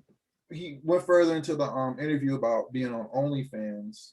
Well, the first part was like the double standard that exists between men and women in the dating world and all that stuff. And there was 3 parts actually. It was there was the double standards of modern feminists and what they think about, like, being in the home and all that stuff, and then girls on OnlyFans that think that, basically in the OnlyFans community, there's this they call it a delusion, and they're pretty like, I mean, they aren't mean to them, but they're being like really upfront, like, what are you gonna do after you're no longer able to produce content and people watch it? Because men accept it. Like, if you're, a man and you play a sport, you're only going to have 5 or 6 good years. And then maybe if you're like LeBron James, you have 20 years. But most people that play sports burn out after a decade. Mm-hmm. And then after that, you save up, you've hopefully saved up enough money to be able to live off for the rest of your life. And build up a name to do something so you don't have to work at Walmart. Yeah. But these women that were, the women that were in the interview, not all of them, when they were asked questions about what were you going to do after you're not relevant in the OnlyFans world, because it happens with athletes, it happens with like traditional porn stars, like after they have their moment in the sun, unless any form of entertainment, you have your hot moment, and then if you're great, you can stretch out time, but everyone has their proverbial 15 seconds of fame. Yeah, but it's really prevalent when you're doing sex work, because even like strippers, even prostitutes, like it's based upon your body and the way it looks. And if I you don't, actually read something. So Asakura had a baby recently, and it actually said even though she's still doing like great, but her viewership had dropped like 32% while she was pregnant, and then it only picked up another 14% after her pregnancy. yeah, because I mean, I guess since I don't like women with children, you know, a lot of guys don't. Even though like a lot of guys watch MILF porn, you don't want to think about the woman you want to have sex with, like, and she has a kid. Like that's kind of weird, Right. just in general. But it's also this thing about, you know, your value going down and your brand. Like once you get to a certain point, if you like, if you're old enough, you know, you won't, your body won't look the same and people won't be as attracted to you. And it's not just that, it's the new hot girl comes, this bitch is turning 18 every day. That ass. So, you know what I'm saying? They could, this chick's putting new content on OnlyFans every day, and you just turned 28 and your titties are starting to sag. They're gonna want to watch the new perky chick that just turned 18 2 days ago. Yep. And That's just you're the way it is. fucking kind of gotten lazy because you've been popular and you're not doing crazy shit. Maybe you're not fucking in public no more, or Yeah. fucking everything's two stage now. And like this chick's fucking legitly sucking dick on her lunch break. Like what the fuck? In the parking lot of McDonald's. Right? Like what the fuck? This is what this ladies. This is what will sell. Yeah. Just So saying. We watch porn. We'll tell you so what will sell. I mean, he was kind of right on that. And then the third part, and this is the part that stuck with me the most, was this whole thing about modern feminism. And I'm gonna do this for the last time, but this is the last part that I'm gonna talk about. I actually agree with feminism. I feel like men and women should be seen as equals in society. I mean, not necessarily in relationships, because there's still like things that men should be doing, like mowing the lawn and all that stuff. That's like man stuff that we should still Oh, be I doing. disagree with that But completely. My next door I'm neighbor, the gonna be wife rich. mows the lawn. I'm gonna be rich, so I'm gonna hire a guy for that. So I don't even need to do that. But that was also another point that they made, that like rich guy, the rules for rich guys are different. Like chicks will let rich guys cheat on them and they don't care. But if you're Yeah, but broke, the rules for rich women are different as well. how's that? Well, no, let me finish. I'm almost done. I've been going on screen for a good 10, 12 minutes. I needed a break. It's good. Huh? I needed a break. It's all good. All right. So they basically said women want to still be treated as women, but they want to be equal in every other respect.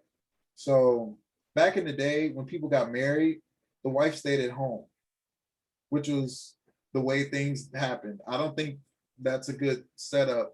I'm gonna just keep doing it. I don't give a fuck. I don't think that's a good setup, because nowadays we're making the same amount of money for doing the same shit, and everything is going up in price. So you kind of need both people to work, which is why I think that both partners should be seen as equals. Like we should both be equally invested in like the success or failure of the relationship in the home, and the success and failure, not failure, the sex and failure of our children, all that stuff. We should be equally invested. But a lot of women do not want to be be equal participants in a relationship. They want to still occupy the, they still want the privileges of being a stay-at-home mom, but also want to be career women. Right. So they That want, so they don't want their man to like run the house. They want to be able to run the house. They want all this stuff. They want the man to protect them and everything, and they want to work, but they don't want to contribute anything. They want to keep, like, basically hoard the money for themselves, and like so they could be financially independent just in case the relationship goes awry. right. Oh yeah, that's a real thing too. Women love to hoard money and not give it away. I Yeah, mean, well, not add it to the thing. It's like, look, that's why I was it will saying. make you question, like, do you believe in us? Like, That's why I was saying, like, I feel like if you're going into like a marriage, it should be a partnership. It shouldn't be seen as the man is better than the woman, or the woman can like work and hoard her money. It should be, okay, we bought a house, we're co-borrowers on the house. You know, we want cars, I'm co-signing on the car for you. Like, it should be stuff like that. And it should be like, oh, you paid the mortgage last month, I'm paying the mortgage this month. Like, it should be that type of setup if y'all are both working. So both of y'all can save money and both of y'all can be more affluent in the future. All right, so let me go ahead and get in. Women want the man to pay for everything, and they still want to be able to hoard money. All right, go ahead. All right. I guess. Oh, wait. One super duper last thing.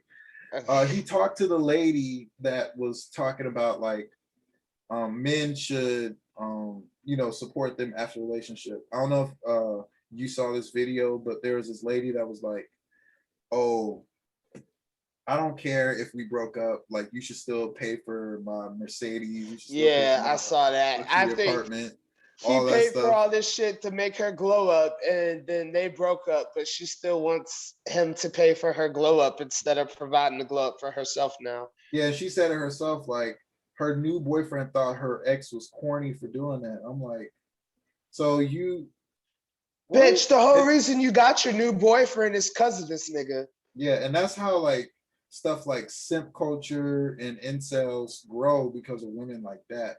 They make things bad for like, they make things for the bad. They think they make things bad for the men that they deal with, and they make things bad for other women because a lot of people tend to attribute the qualities they see in those women to all women, which is kind of what I've been doing now. But like I said, I don't really agree with all that stuff. Even with the relationship thing, I think it should be equal. That's why I'm a feminist. I believe that women should be seen as equals to men. It should not be a woman is a woman, but she gets special privileges, or a man has to lord over a woman. It should be y'all are both equally invested in the success or failure of a relationship. And that's why I think the divorce rates went up. Back in the day, the divorce rates were like way lower. And for even now, for rich people, the divorce rates are still low because women are invested in the success of the relationship because they're invested in the success of their partner. It's not because they're equally invested. It's because if they get divorced, they're gonna lose everything. You know what I'm saying? Yeah. So you really went over a lot, so yeah. I'm gonna have to tell you to after I get this first part out, to go back so I can go through. But I'm gonna just kind of say this as an overall. I think because the main concept of your thing was relationship, kind of. Well, no, it was a whole bunch of things. It was dating, like you know, the dating marketplace.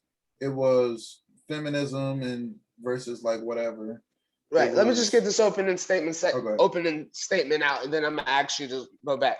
So what I pretty much want to say is when it comes to partnership, relationship, platonic, romantic, this, that, or the third, this is why I really don't personally believe in monogamy, because it's just, especially in today's society, you're just gonna want so much out of a person that a whole person that's dealing with their own life isn't going to really be able to provide you absolutely everything you want to give you that Disney fucking fairy tale relationship that we all think exists. Let me ask you this question. All right, would you believe in polygamy or open relationships? Either or. Open relationships would probably work better, but you have to be mature in those situations, dude. You gotta be mature. I think the way to solve the problems you're talking about is with polygamy, not open relationships. Because open relationships are, you just go out and have sex with somebody. But if you're polygamous or polyamorous or polyandrous, you have multiple partners. That's what, and it goes back to this. I'm talking more open polygamous relationships, because I don't think the one-on-one relationship. Polygamy is different from an open relationship. Open relationship just means you can go and have sex with whoever you want to. Polygamous means you have other people in the house invested in a relationship with y'all. So it's more than just the two people. I don't think that works either. Why? All right. Why do you think that?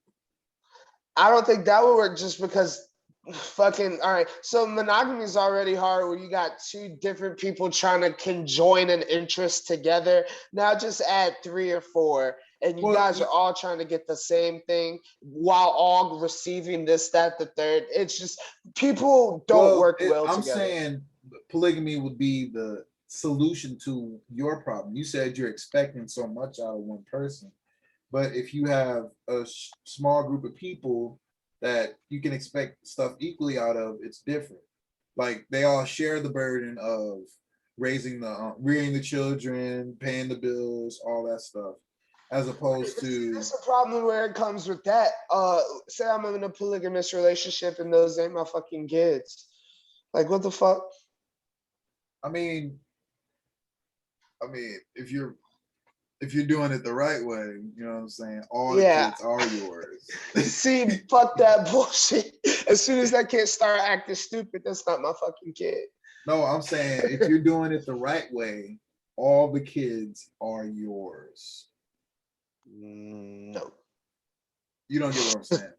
I know, I get what you're saying if I'm doing it the right way. That's what I'm telling you.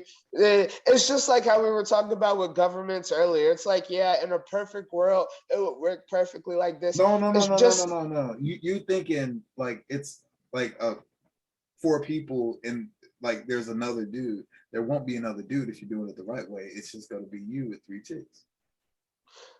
oh yeah. But still, so That's if the they're not right my way. kids, they're still step kids, right? Because say they No, had they're kids from somewhere all else. your kids. So they are my kids, like they came from my Yeah, nutsack. and then That's they be different. half I'm talking siblings. right. I'm talking about if they are kids that aren't from my nutsack in a relationship. That's what I was saying. If you're doing it right, they all be Oh your yeah. kids. Well yeah. Fucking That I just ain't went right fucking over your head, huh? yeah, it did. Right. That was funny. Yeah, I did not. That did go like type It was straight over your head. But yeah, I disagree. I think if you're going to do somewhat of an open relationship, it should be with people that you and your partner can trust. So it should be like a polygamous relationship or like a swinging type of thing where like y'all live together. It's like I'm doing you tonight. I'm doing you tonight. No, I'm doing you tonight. So this reminds me of something I wanted to say. I forgot what it connected with, but this is the problem with that. All right, we're going to go for the female perspective because, like you said, most guys can't get fucking laid. The only time they can't get laid is if they're in a fucking committed relationship with a chick that's willing to take his shit. And it'd be even greater if you can get laid twice in one night. Right. But most of us can't get laid for fucking years on end. Let's just be fucking honest. It is what it is. So with that being said, let's say you're in a relationship with a girl and you're like, yeah, I want to be your everything, but I know, let's be honest, most niggas can't fuck their girl, right? And that's why relationships end because the bitch got to go out and get her nut. And like, even if you're well equipped, maybe you don't do it right. I fucking heard all the stories, or maybe a lot of niggas are just too fucking short to stand up to par. It is what it is. Thank your God, and I hope you keep praying to him, you fucking idiot. But for giving you a short member. But and that's what it is. So, but people still take sex so personally. What is that? That was like comparison. But they're both big. Wait. Right. Some motherfuckers can't. There you go. There you go. Some of y'all built like this. Yeah. It's okay though. And she wants the water bottle, dude. Like you can be a simp and pay for her bills, and you can do this, that, the third. So you can fucking rent out the fucking Dodger Stadium to make sure no paparazzi gets a fucking picture. But if your fucking dick's little, guess what? She's gonna be gone. You know why? Because Aaron fucking said it. She thinks she deserves whatever the fuck she wants. But that is where women got it fucked up at. That's exactly what they were talking about. They were like, women, basically men fuck who they can, women fuck who they want, but it's not always who they want because there are women now that think, oh, they can just get any guy, but they can't, and they're like they're overestimating their market value. You fucking notice, so like, and I'm going to the hood, but like it's in every fucking neighborhood. But every hood got that one big dick slinging nigga that got like 9 kids in the hood from all the fucking bitches, and all the bitches love that fucking dick or whatever, and they all got a baby with him. But that nigga ain't shit to none of them bitches, right? Yeah, and that's And what they were talking about. It's the one guy having sex with all of the women. right, but he don't give a fuck about none of them because he can fuck whoever he want because he's got a king dingaling over there, and y'all fucking and whatever else they fucking find And it's not attractive. just that, it's men like that. They call them high value men, which are men Right, that like have they either got working with something or they got a whole bunch of money. mm, You right, know, I only meet some of that criteria, right, but and I'll get so there soon enough. I'll get the money soon enough. right. But so with that being said, bitches will, and I'm not even gonna apologize. Bitches will fucking put down a good fucking nigga who fucking might come up a little short in that department, but love them any other way. It will fucking try to work with them to give them whatever the fuck they want because they think that they can get King Dingaling to fucking fall in love with them. And then these bitches fucking decrease their value by like I know we don't want to slut shame, but it's a harsh reality. The more bodies you get to a lot of people, it lowers your value, especially if you're Christian. Christians want virgins because they want to make fucking Jesus. So it is what it is. The more bodies you got to some people, it lowers your values. The more babies you got to people, it lowers your values. Me and you both agree with it. Like if it ain't our kid, we really do not give a fuck. Yeah. So it is what it is. So it's kind of appalling because I run into them every day, bitch. I know a chick right now, and I don't want to be too specific. I know she watches this, but she has a couple of kids herself, and she just thinks she's the hot shit because she's hot. Don't get me wrong. But the number of kids she's got a lot of kids. But the number of kids she's hot, and like she could come over here right now and suck my dick if she wants. But you best believe I'm putting a fucking condom on, and you best believe I'm never taking her ass on a date. Wait, If I take her ass on, wait. How many kids? first she got a couple of kids. She got a Like, number. is it over two digits? No, it's not that many. God Oh, damn. so it's like 7 or 8. She's got a number. Is But it over 5? no, she's got 4 though. But Oh, that's not that much.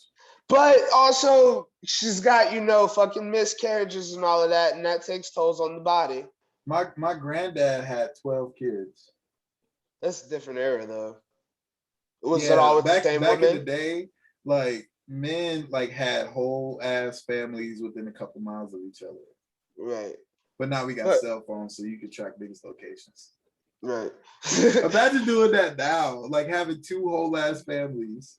Right. But let me go back to what I'm saying with girls thinking they deserve the most. So, like, yeah, she's got her kids. She's known around here as the fucking thought. Anyone thinks they can get at her. I mean, I'm talking about literally when I hang out with her, I fucking know it's a deal. Like, I don't fucking have to try. I know she's going to top me up. You know what I mean? So, like, and it's like that, like, literally almost everybody, I feel like. This is the type of bitch where if I took her out in public, I feel like 5 niggas in the fucking place have already hit, and 7 of them fucking feel like they can. Like she's just a fucking slut. It is what it is. Yeah, and So that's the thing that brings down the value is the fact that you men think that they can have sex with your girlfriend, and you aren't the guy that's protecting her. You're just an obstacle getting in the way. right. All I right, go ahead. dating bad bitches. I'm glad you just said that. Dating bad bitches. So, oh my God, I was just talking to my homies the other day about this. We all know this girl. I dated her for like 5 months or whatever, bro. And it just like her sexual aura, she had just had sex with so many fucking people. Like it is fucking exhausting being in public, having to be like, hey, bro, that's my fucking girl. Just because, and like you can be a free spirit, but like it's just something about having that rep on your name. And I'm not slut shaming. I'm just being 1,012% honest. OnlyFans girls, if I can recognize you from your fucking free previews, it's just an onslaught. If I see you in public, I don't give a fuck. If you're with a man, I'm gonna be like, damn, that's an OnlyFans girl. I'm gonna shoot a fucking shot because I'm Kobe. Like it is just not a good look. And then y'all are trying to get these niggas who are successful and want to be private and keep their shit on the low and want to build families. How you trying to build a family with a nigga who's trying to build a fucking dynasty and you're trying to bring in 3 stepchildren? What the fuck? And they getting a piece of the pie. He wants Do his that kids shit. to get. Do that shit really make sense to you? Yeah, It don't. that's why men don't like. That's why men don't like women with kids. But Right. yeah, like women with kids. I mean, and that's the thing. Like women, that's what they were saying. Women want to be like they want to occupy the role of men traditionally. Like like I said, back in the day, men would have multiple families. Basically, women, since the man is like what would make a family, you know what I'm saying? He would be the head of a household in that time. So he would have multiple families. Women do not, they don't have that capability because, you know, a man can have as many kids as he wants. You know what I'm saying? And He can hide just, them yeah, because he can just go and have kids with whoever. But a woman has to push the kids out. So you can't like go from like place to place having sex. And that's why those traditional gender roles exist the way that they do, because women have to have the kid, you know what I'm saying, nurture the kid, all that. I mean, they don't have to nurture the kid because, you know what I'm saying, the man can stay home with the kid after the kid is born, but that's what's supposed to happen. Like that's why things like rooting exist, which is when you like touch a baby's cheek and it gets like predisposed to knowing like when it's time to feed on, you know, the tit because you touched the baby's cheek. right. That's a psychological thing called rooting. And that exists because women are naturally like, and I'm not talking about like that's the way it should be. I'm saying in nature It are is, supposed to be yeah. the ones rearing the We're children. just saying facts here. Facts don't care about your feelings. And that's why a lot of African tribes are polygamous and polyandrous, because the women would just have the kids by the man and the man would protect them. That's the way it's been since the dawn of time. I want And to say then something else real quick, bro. what up? So I want to talk about the women on the chase for the perfect man. So as they go on their chase, let's say they fucking are successful. They got their 6'2" light skinned doctor motherfucker that they love, and Or he makes her they're come. 6'4", you know what I'm You saying? know what I'm saying? And Dark he just like skin. fucking makes her come or whatever. What fucking percentage of those relationships slash marriages aren't fucking miserable? Let's take a guess. I want you to go first. Like when they find the person that they think they like physically. Yeah, 2 years down the road. Uh, The perfect person. This guy's a fucking basketball player or something. The fucking check she wants, the fucking look she wants, the fucking cock she wants. She got everything she motherfucking wants. I think that'll last, but it'll only Are you thinking about last. the dude's perspective? No, Do you really think the it's gonna dude, the last? dude's fucking whoever he the fuck he wants because he can. Let's be honest. Like you see, I know I see relationships like this every day, bro. I see people in relationships with people they settled for and they're fucking miserable. Like this is why I personally don't really like relationships. Every time I get in a relationship, granted, I'm more miserable in the ones where I feel like the bitch is hotter than me, but fucking, it's something. It's just something. And like I swear to God, like I have seen relationships where people are truly happy, but they're so few and far in between. And most relationships end like literally sooner than they begin. Yeah. I mean, that's why. I mean, that's not why, because I feel like when you become a high value man, you turn into the type of person that like you basically take over what a woman can do in the dating marketplace, which is fuck whoever they want. Because you know, men have to fuck who they can, so you have to wait on a woman to be attracted to you. But if you're a high value man, you have the money, you have the control, women are gonna automatically be attracted to you regardless.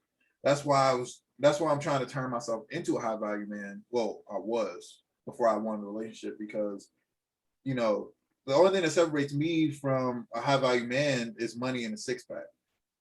Right. Like I can, those are things that are attainable, and if I get them, then I will become a high value man.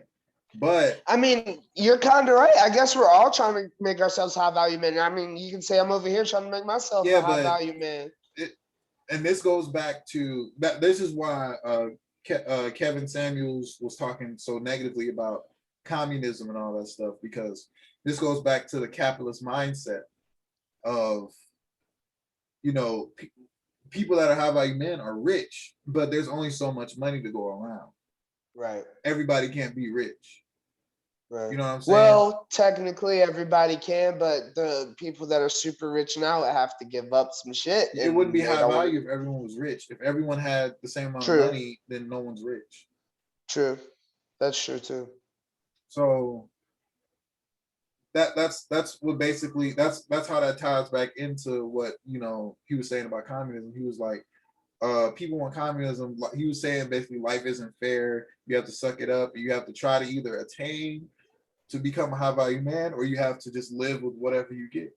You got to be comfortable eating. That's basically what it is. Like the lions get whatever, and then we come later and we're the fucking vultures and we eat the scraps.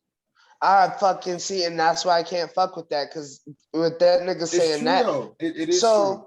Let me tell you my personal life experience. Obviously, I fucking am like a LeBron James in my category. Like, if I fucking really try, I can win championships. But let me tell you, if I did, so for every hot bitch I've fucking worked my ass off to get, there's been 10,000, well, not 10,000, but like 7 ugly chicks that just fall in my lap. Now, if I had just settled for any one of these ugly chicks because I wanted to be a fucking family guy with fucking Meg and Stewie and Chris That's the around. thing. That's the thing.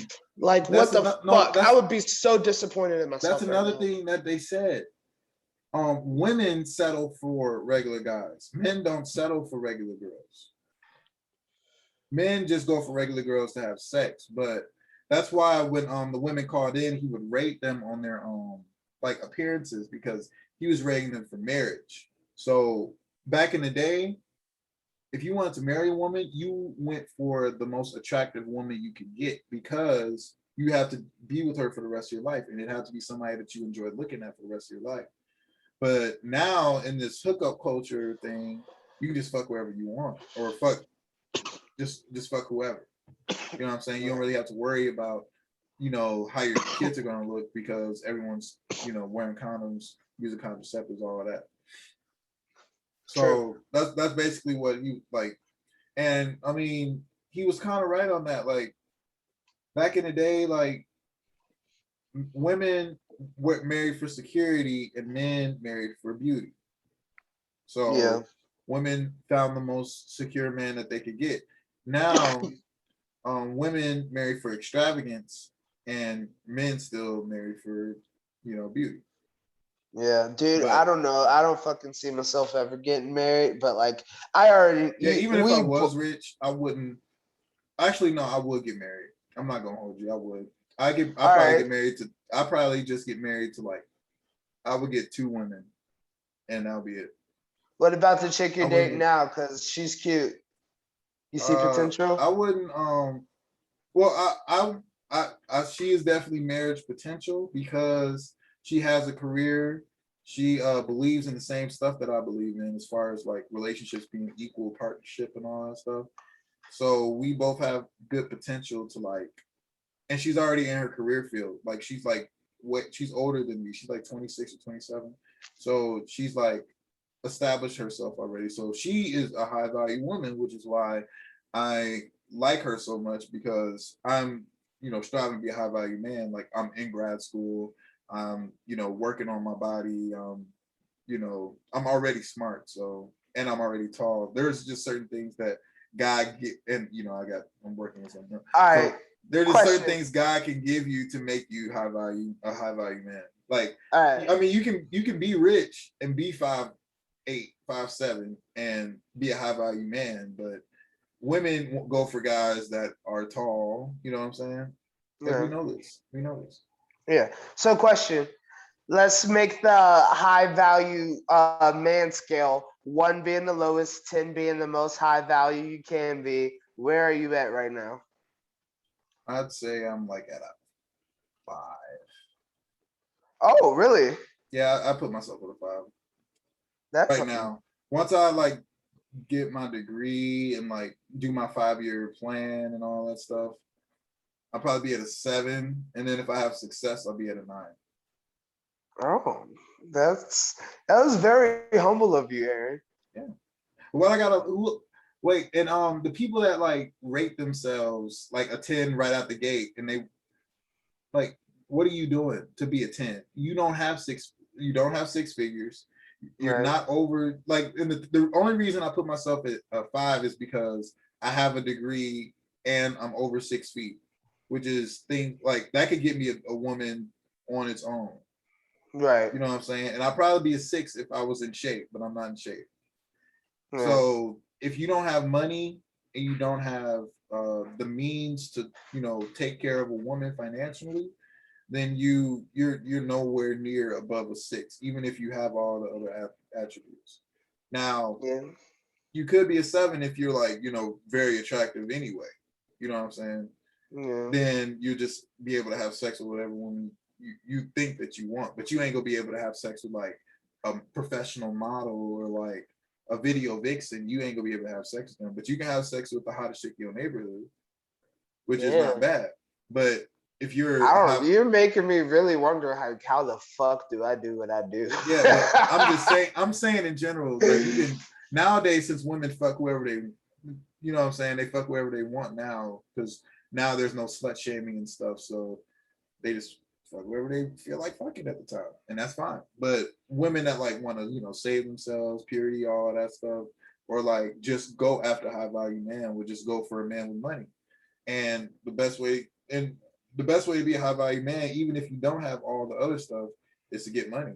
Like if you're Jeff Bezos, you're fucking 5'6", 5'7", and you're fat, like you're Jeff Bezos, you can get whatever woman you want. You can pay for whatever woman you want. That ass. And I also don't. Speaking of pay for women, I don't like how women act like what we do as far as like dating isn't just like prostitution in another form. Like, that's all it is. I'm paying for your food. I'm paying for your I'm drinks. paying for you to get horny. Yeah. So, and we're fucking right after. Like that's like, at least prostitutes just cut out the middleman and just say, give me money right away. Like, okay, and then at least they walk away with the money. Like you just got food and experience. Right. Half the time it ain't worth shit. Yeah. Honestly, in a different life, I would have become a prostitute. A male prostitute? Yeah. Hell yeah. Probably. I don't know. I'm too afraid of STDs. I was about to say that would have made you a very low value man. No. It doesn't. Oh, you would have been like a high class prostitute? No, when men have sex, their value goes up. Because like I said before, since sex is so hard to get, if you can get it consistently, your value goes up automatically. But since women can give out sex, whenever they want, if they do it all the time, then their value is going to go down. That's what they were saying. I get it. Yeah, so yeah, I'm not going to compare myself to any of this because I'm an anomaly omelet.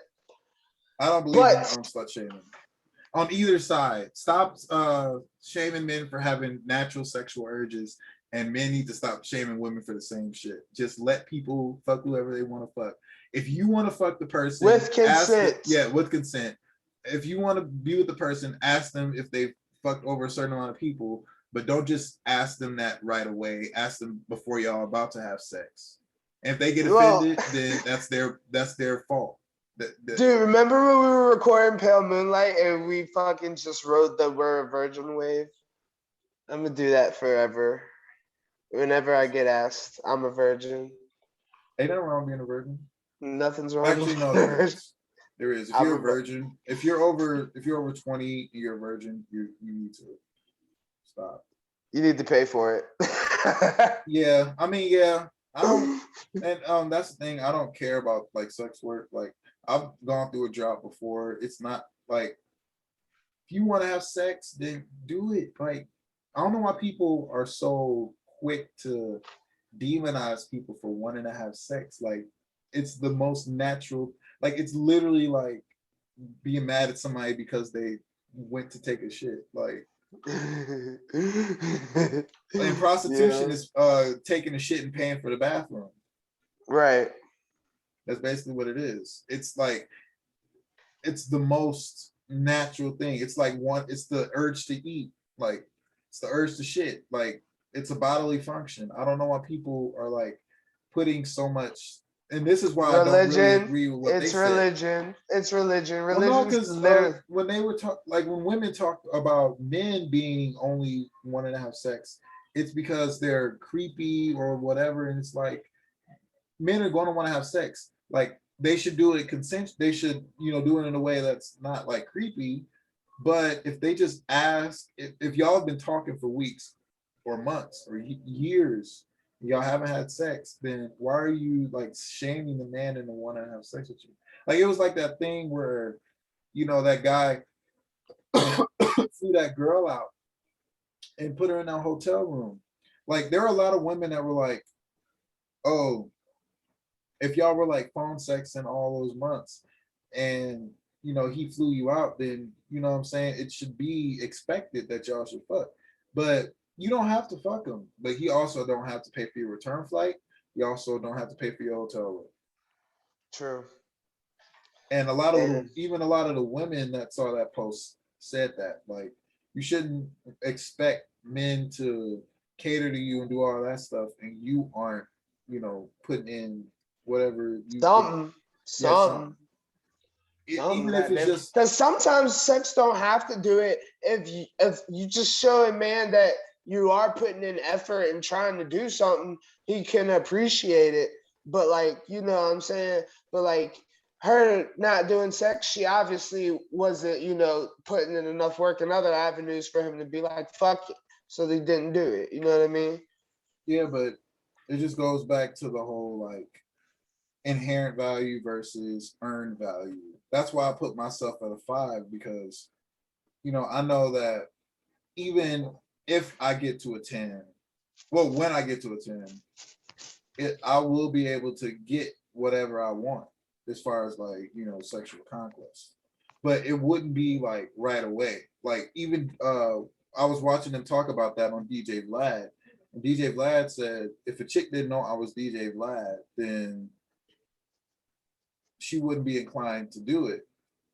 Even when I was younger and I was more attractive, she wasn't inclined to do it. But because now I have this money and this fame, even though I'm 50, chicks will want to do it. Damn. Where would you rate yourself on the high value man chart? Well, that's why I tried to get out of that question by saying I'm an anomaly omelet, because obviously I'm a 1. I said I'm a 5. I'm a 1, obviously. Fuck a 1? Yeah, bro. I don't know about 1. I'd say you're about a 3 or 4. Well, all right. So this is why I'm gonna say I'm a 1, because I had to be humble. Like, you see, if you would have said you were like a 7, I could have went. I'm like not a 7. This is why I gotta say I'm a 1. So like, yeah, I got my own crib. Like, yeah, cool, but like, I don't have a college degree. I dropped out. You know what I'm saying? The only reason I have so much money is because I work 2 jobs and I fucking rap and like fucking I guess the real reason I put myself at a 1 is in other people's perspectives. I don't value not shit for real that fucking girls really value. Like, I get told all the time by girls, like, that's why I also didn't really want to do it on it, because I don't want to say I'm in that whatever percent you said, but like, I used to think I didn't have that much sex, but like when I get out and like talk to people and like hear how like long they don't go with having sex, I'd be like, damn, I have sex often. But like we were talking about you before, talking about men or yeah, or both? Men, yeah, not. I mean, some women sometimes, but like with women, it's like I said before, women do that because they want to. Yeah, because they want to, right? Men have to get permission to have sex. All men is involuntary. All women is voluntary.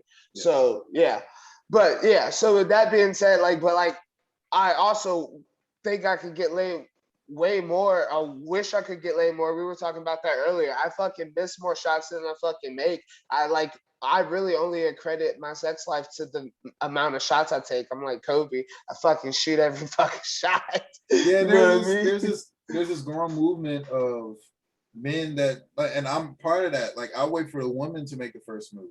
Men that don't go up to women at parties, men that don't talk to women at like at social events and stuff, because See, and if that was me, I would get nowhere ever. that's what I'm saying. And I wait for the woman to make the first move. Like, I'll wait for like eye contact or whatever. But it's because like what I was talking about earlier, like men's sexuality is demonized. So if you walk up to a woman and she's not attracted to you, I mean, some dudes can try to finesse their way out of it, but nowadays women just will call you a creep. And I think that's fine. Like, there are a lot of Cause creeps. I'm a creep. I think there's a lot of creeps out there that will like try to take I'm a advantage of you. But weirdo. if there's just a guy coming up to talk to you to try to get to know you, you automatically assume whatever you assume. Fuck no, bitch. If I'm walking up to you, I want to fucking tie you up in my basement, put duct tape around your fucking mouth, and It'll make you make fucking him beg more for it. wary of approaching other women, and it'll make all the guys that see that happen wary of approaching other women. So women are like, oh, why are men not approaching us at parties anymore? Because it's partly the things that you were saying about men when they like come at you in the DMs and you don't give them a chance. They come at you at the club and you don't give them a chance, and then you expect them to risk not only personal embarrassment but possible like jail sentence for whatever type of harassment y'all think that y'all are receiving if a man just talks to you. Then men aren't going to do it. Yeah. And that's just the way it goes. And that's why a lot of men don't have sex. I mean, I'm not going to say that's the only reason, because sometimes a nigga just ugly. Yeah. Like I'm pretty ugly, you know what I'm saying? Or he just got a little cock. Or well, they wouldn't know that. Well, no, sometimes guys get in like the bedroom and then like whip it out and it's like fucking 2 inches on hard and bitches are like, peace. Really? I couldn't imagine that happening. Bro, you talk to as many girls as I do. You haven't heard stories like that? No. Bro, bitches tell me stories like that all the time. And I talk to girls, but it rarely leads to anything. I'm gonna be honest with you. Like a lot of women, I mean, and that's what I meant by like trying to. You're probably awkward. I'll talk to a bitch about anything. I'll talk to anybody about anything. I'm not awkward. I talk to women the same way I talk, and that's probably what it is, because they see me as like on a friend vibe, and I don't be on a friend vibe. So I just get tired of you gotta talking about that shit, because like I'd be like, oh, so when hello? Hello? All right, we back. John had a little bit of technical difficulties, but we solved that up. But yeah, the journey for us to be considered high value men is a long and arduous one. At first, it was a thing that I didn't really subscribe to, because I mean, I knew a lot of ugly niggas having sex. You know what I'm saying? So it didn't really make no difference. But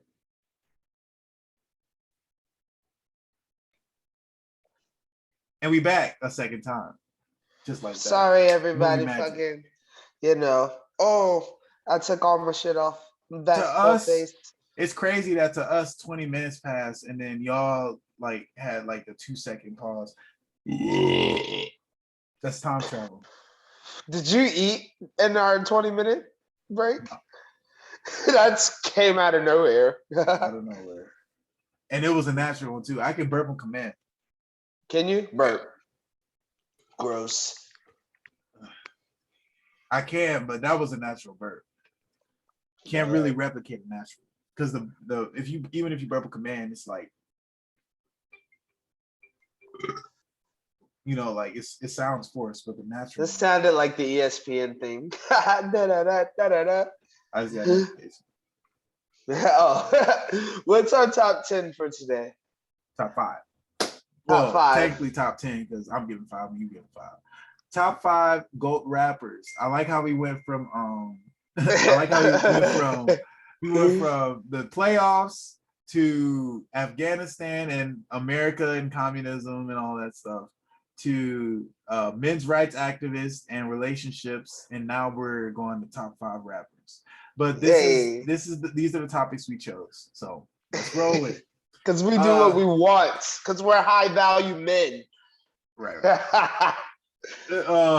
You want to go first? Yeah, off the top of my head, Five to one, like we do all the time. my top 5 rappers. Number 5 would be Young Thug. Young Thug is awesome. Number 4, Wiz Khalifa. Number 3, Snoop Dogg. Number 2, Lil Wayne. Number 1, Kanye West. Now, are we just going off of hits? I'm going off of hits, longevity, culture influence, and ability to stay relevant. Okay. Number 5, I got Jay-Z. Well, number 5, I got Master P. Okay. Number 4 is Jay-Z. Number 3, I'm gonna skip that one. Number 2 is Drake, and number 1 is Kanye. So number 3 is Wayne. Nah, Wayne isn't on the same level as Drake anymore. Actually, not Wayne. All right. Yeah, Wayne. Because Wayne influenced Young Thug, and I was probably gonna put Young Thug at 3, but Well, for real, it's Kanye 1A, Lil Wayne 1B, and like that's Kanye the GOAT. is 1A. Yeah, but like Kanye and Lil Wayne are the 2 greatest rappers of all time. Like I know everybody wants to throw older rappers in there. Everyone, I know people are gonna be mad. Neither one of us said Tupac nor Biggie, but Tupac wasn't that good of a rapper. I'm sorry. Longevity wasn't there. That's oh my god. Well, I don't like Kendrick Lamar, so I can't. I don't think Tupac was that good of a rapper. Really? Give me a reason why. It's just a lot. His flow is the same on a lot of his songs. It's the same problem that like DaBaby has now. Like the lyrics might be good, but you aren't changing up your flow enough for me to be interested in all your music. Like he had iconic moments and he had iconic music, but he didn't have enough time to make it, good. Like people talk shit about XXX and Tentacion, but he did a lot in a short amount of time. Yeah, he did. Like, he had a wide array of music. That's why when people were like comparing him to Tupac, I was like, I mean, I feel like as an artist, X was better than Tupac. It's crazy because I agree with you. I agree with you though. It's crazy. Yeah, because he did so much, and it wasn't like he did a lot and it was like bad or corny. Like he was good at everything. No, Tentacion was amazing. Yeah, so yeah, I mean, as far as like skill and ability, I would compare DaBaby to Tupac because they make the same song over and over and over again. Damn. Okay. Yeah, I'm saying I like Biggie over Tupac. I like Biggie over Tupac. Yeah, Biggie was a way better lyricist, and he switched his flow up every song. Yeah, but neither one of them made our top 5, so let's not make this a Biggie Tupac debate. But a Lil Wayne Kanye West debate, because yes, Kanye. I'm gonna do a Tupac song right now. Oh shit. Oh, baby. Shit. Baby. Chill the fuck out. This show has officially crossed the line. We fucking disrespected Christians. Hey, I'm a Muslims, and now Tupac. And my phone keeps dying. We've hit our pinnacle. I'll do a whole Tupac song. Like, oh me. I can still hear him traumatized, gotta hit him up and dies. With the fame when I come up with the hip and lies. Oh, I can do the baby song too.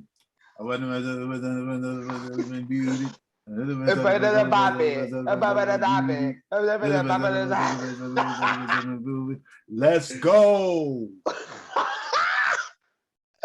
That's every song.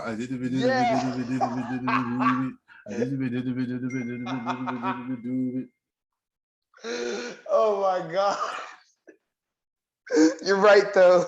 That's every song. I mean, Lil Baby makes the same song too, but at least his is more. He's like,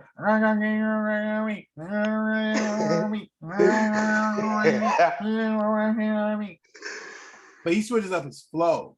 His voice sounds the same on everything though. Yeah, but she kind of needs to fix that. Quavo had that problem at the beginning of his career, but he switched it up later on. Actually, all the Migos had that problem, and Takeoff still has that problem, which is why he's not as famous as Offset or Quavo, because they started like putting more melodic shit in their music. But when they first started, it was mama, you know. Yep.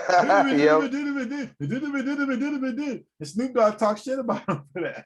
Yeah. And yeah, that's why Snoop's in my top 5, because yeah. So obviously these are why we chose the rappers. Well, it's interesting we name rappers that didn't get involved. Kendrick and J. Cole both are not in either one of our top 5s. I personally think Kendrick Lamar is trash. J. Cole's okay. What I you don't think think about Kendrick is those? trash, but he's never really, him and J. Cole have never really wowed me. Actually, no, J. Cole did wow me with the London, because it showed, you know, his range. And then I really like some of the songs on his News project. But I mean, I also kind of think that I don't really like J. Cole because I was introduced to his songs when they were like popping on the radio. And it's like, don't nobody want to hear "One Time for the LA Sisters." Like that kind of got annoying.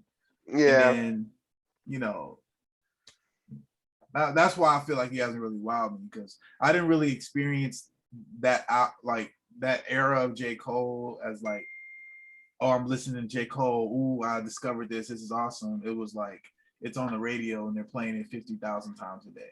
And it wasn't even that good of a song, let's be honest. And that's why it kind of soured me on J. Cole. But I mean, Kendrick had a couple of good songs here and there. Both of them are boring. Both of them are boring. Kendrick had some good songs, but none of his songs that I like are because of Kendrick. Like that love song, the Slow Me, that song. I only like that because of the dude saying "Love Me" on there. And there's another song he had with Mary J. Blige. The only reason I like that song is because Mary J. Blige is on the fucking hook. I mean, it's Mary J. Blige. Yeah, I'm the same way. Fucking Problems. I don't even know if that's his song. But it's like A$AP Rocky's song. Yeah, Drake had the best verse on there. Yeah, I don't listen to A$AP Rocky or Kendrick's verse, actually. Yeah, Drake had the best verse on there. Yeah, and then okay. And Poetic Justice. I like that song, but because of Drake. Anything else with Kendrick Lamar like? I mean, you gotta say you like Humble just because they shoved Humble down our throats. That's another thing. Like, I mean, it's the fact that they shove it down my throat is the reason why I don't like it. Yeah, Kanye was never shoved down anyone's throat, and everyone admits Kanye is awesome. Yeah, you can't, like, even the people that don't like Kanye the person love his music. And you gotta concede that he's a genius. Like, I don't care if you think he's crazy. There's plenty of geniuses that was crazy. Van Gogh blew his head off. Yeah. Or no, I think that was Dickens. Charles Dickens. Somebody blew their head off. Like, that was crazy. Well, ain't that crazy? But they were considered a genius. A whole bunch of geniuses commit suicide, do crazy shit, or bipolar or whatever. So I mean, and the real genius behind Kanye is the fact that his beats were actually pretty basic. Like, you could isolate, like, if you really like, and this is because I recently got into producing music. If you like listen to his songs, it's just like 5 or 6 basic elements, and that's it. Like, if you want to create like a really good hit song nowadays, you don't really have to do much. But back in the day, you had to like have a whole bunch of shit going on. Like Pharrell, he have like fucking like like that happening. Then you have like a fucking bass line like in the background, and then it like come up to the front, and then it go back, and then he had like keys dun dun dun dun dun dun dun dun dun, and then be like and then it'd be like a whole bunch of shit going on. But Kanye would have like 3 or 4 basic elements, especially on 808s and Heartbreaks. Like, it was just like an 808, some drums, not even hi-hats because they didn't have the trap hats yet. They have 808s, a synth, and some regular ass drum pattern, and that'd be it. Yeah, Kanye's fucking GOAT. You can't deny it. If you like rap music, Kanye's music is just music-wise, lyric-wise, everything-wise. Yeah, and it was the fact that he turned those basic ass beats into hits. But Like Drake I has can't to, let you like, disrespect Lil Wayne. Like Drake's a goat too, but I gotta get Lil Wayne in. Lil and Wayne. that's the thing. Drake, like, he scours the earth for beats. like Yeah.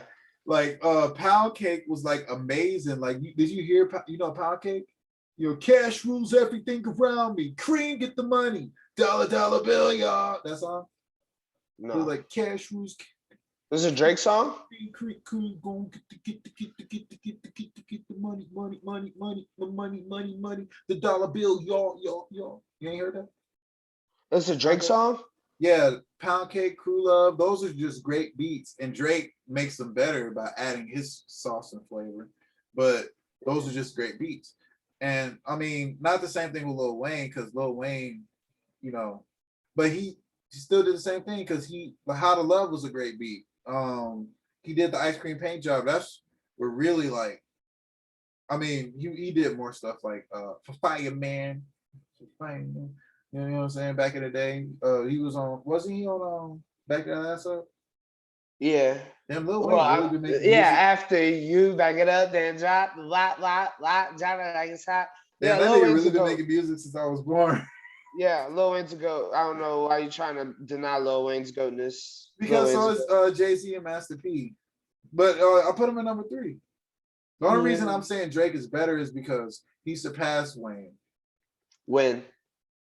Like 2015, 2016, when Wayne wasn't putting shit out and Drake was on top of the world. Bro, but Wayne already been on top of the world, fell off. Yeah, but Drake has been on top of the world, and he's had the longest. Who put Drake on? That doesn't matter now. People, you can have a swordsman and he trains an apprentice, and the apprentice gets better than the swordsman. That's not an argument. I want to have a Lil Wayne versus Drake versus. Let's see who got more songs. Cause Drake got songs, yes, and Drake will last until about song 22, and then they only use 20 Lil songs. Wayne's still gonna be busting out hits. That's what Lil Wayne's gonna. It's gonna be at like song 22 when Drake's like running out and it's like being lesser known Drake songs, and Lil Wayne's gonna bust out like Mrs. Officer. Everybody know Mrs. Officer. Exactly. Then he's gonna bust out fucking a million, and then he'll bust out some lights. Oh no, that's a million. Bro, don't play with Wayne, bro. Prom Queen. Drop it like it's hot. The Block is Hot. That whole album. The No Ceilings mixtape. Are you serious? Go DJ, because that's my DJ. Go DJ. You playing with Lil Wayne. They playing all Lil Wayne. Lil Wayne has the LeBron James syndrome. No one realizes how great he is. Lil Wayne is Jordan. Drake is LeBron. You just said that Drake was better than Wayne. Yeah, LeBron is the GOAT. Okay. All right. If you put it like that, I get it. All right, let's do this master list. Obviously, Kanye is number 1. Of course. There's some contention between Drake and Wayne at 2. But since I had Wayne at 3 and you had Wayne at 2, let's just put Wayne at 2. All right, and Drake's 3. Yep. 4, Jay-Z. Because I think Jay-Z made yours, didn't he? No. Who was your 4 and 5? Wiz Khalifa, Snoop Dogg, Young Thug. Wiz Khalifa is nowhere in the fucking top 5. What? Wiz Khalifa's like top 30. Top what? 25. Top 5. As far as what? Influence? Or influence, lyrics, culture, songs. Niggas was talking about weed in their music way before Wiz. Okay, songs. See You Again. Black and Yellow. Roll Up. See You Again was only good because of Charlie Puth. It don't matter. It's Wiz Khalifa's song. Wiz Khalifa got nothing but hits. He got massive hits. Wiz Khalifa's top 5. No, Wiz Khalifa has a whole weed line out. He has a whole fast food what does that DoorDash mean? episode. Culture. Yeah, but that's culture. not like affecting the culture. Everybody Like, was wearing the fro patch with the little thing in the cargo shorts. yeah, Wiz but a weed line isn't affecting shit like Rockaware, Sean John, or Yeezys. That's not comparable to that. Khalifa's number 5. I'm just saying, if you don't do that, then you gotta So put Snoop Dogg don't make the fucking top 5 Russell either. Simmons. You gotta put Because because he's trash. P Lyrics are Diddy. trash. You gotta put P Diddy up No. there. If you gonna start putting in a business ventures, Or what about Snoop Dogg? Snoop what Dogg about got him? to be in the top 5. No, you Snoop Dogg don't. not number 4. Nah, Then because who's number 4 and 5? Dr. Dre made his career. But what about now? Dr. Dre has been part of Snoop's career for a minute. Yeah, but I mean, he's had longevity, but so has Jay-Z, and Jay-Z's been more successful than Snoop. We already put Jay-Z at number 3 though. No, it was Drake at number 3. All right, so Jay-Z's number 4. Yeah, I can do that, but Snoop's got to be number 5. Or like who deserves number 5 more than Snoop? I mean, I don't like Nas. I mean, I don't Nas nowhere near. I don't No. dislike Nas, but No, Nas is a great rapper, but on our criteria, he's nowhere near. Wiz Khalifa or Snoop? no, it's better rappers. I think Kid Cudi is better than fucking Wiz Khalifa. Get the fuck out of here. That was embarrassing. You just ruined a good episode. He is. Yeah, I mean, he came out a little earlier though. So I mean, I don't know. Wiz Khalifa came out around the turn of the decade. Bro, are you seriously not gonna put Wiz Khalifa or Snoop Dogg in the top 5? But you can't find someone that can be in the top 5 other than them. Like, probably Ice Cube. Get the fuck out. Okay. Well, if you say an Ice Cube, then why not Master P? It was either Ice Cube or Master. I have Master P at number 4 or number 5. But I'm talking about our collective top 5. Yeah, it's either Ice Cube or Master P. Not Snoop Dogg. Snoop Dogg ate. I mean, he got niggas on weed. Music-wise, Snoop Dogg is way better than Ice Cube. No, he's better. He's way better than Master P. But Ice Cube. Ice Cube wrote all the shit for NWA. He had good songs afterwards. And when you're talking about culture, I mean, Ice Cube has arguably affected culture more than any of the other people on the list combined. Only because of his movies. Nah, NWA. Okay, yeah. Yeah. All right, Ice Cube number movie. 5. Yeah, Ice Cube. I'll give Ice Cube his respect. I'm not gonna stay out of Compton. Yeah, I'm not. Yeah, I'm gonna give Ice Cube his respect. All right, yeah, so Ice Cube's number 5. Ice Cube, Jay-Z, Drake, Wayne, Kanye. Yep. The GOAT. The GOAT. Those are the GOATs. All right. Feel free to hit that, smash that like button. Smash it like I'm going to smash my sister when she turns 18. Smash that like button. Subscribe. And we'll see you guys next time. Probably not next week, but next time. Actually, next time. Yeah, next week. Yeah, unless we lose our voices again. Yeah, that's all right. See you guys.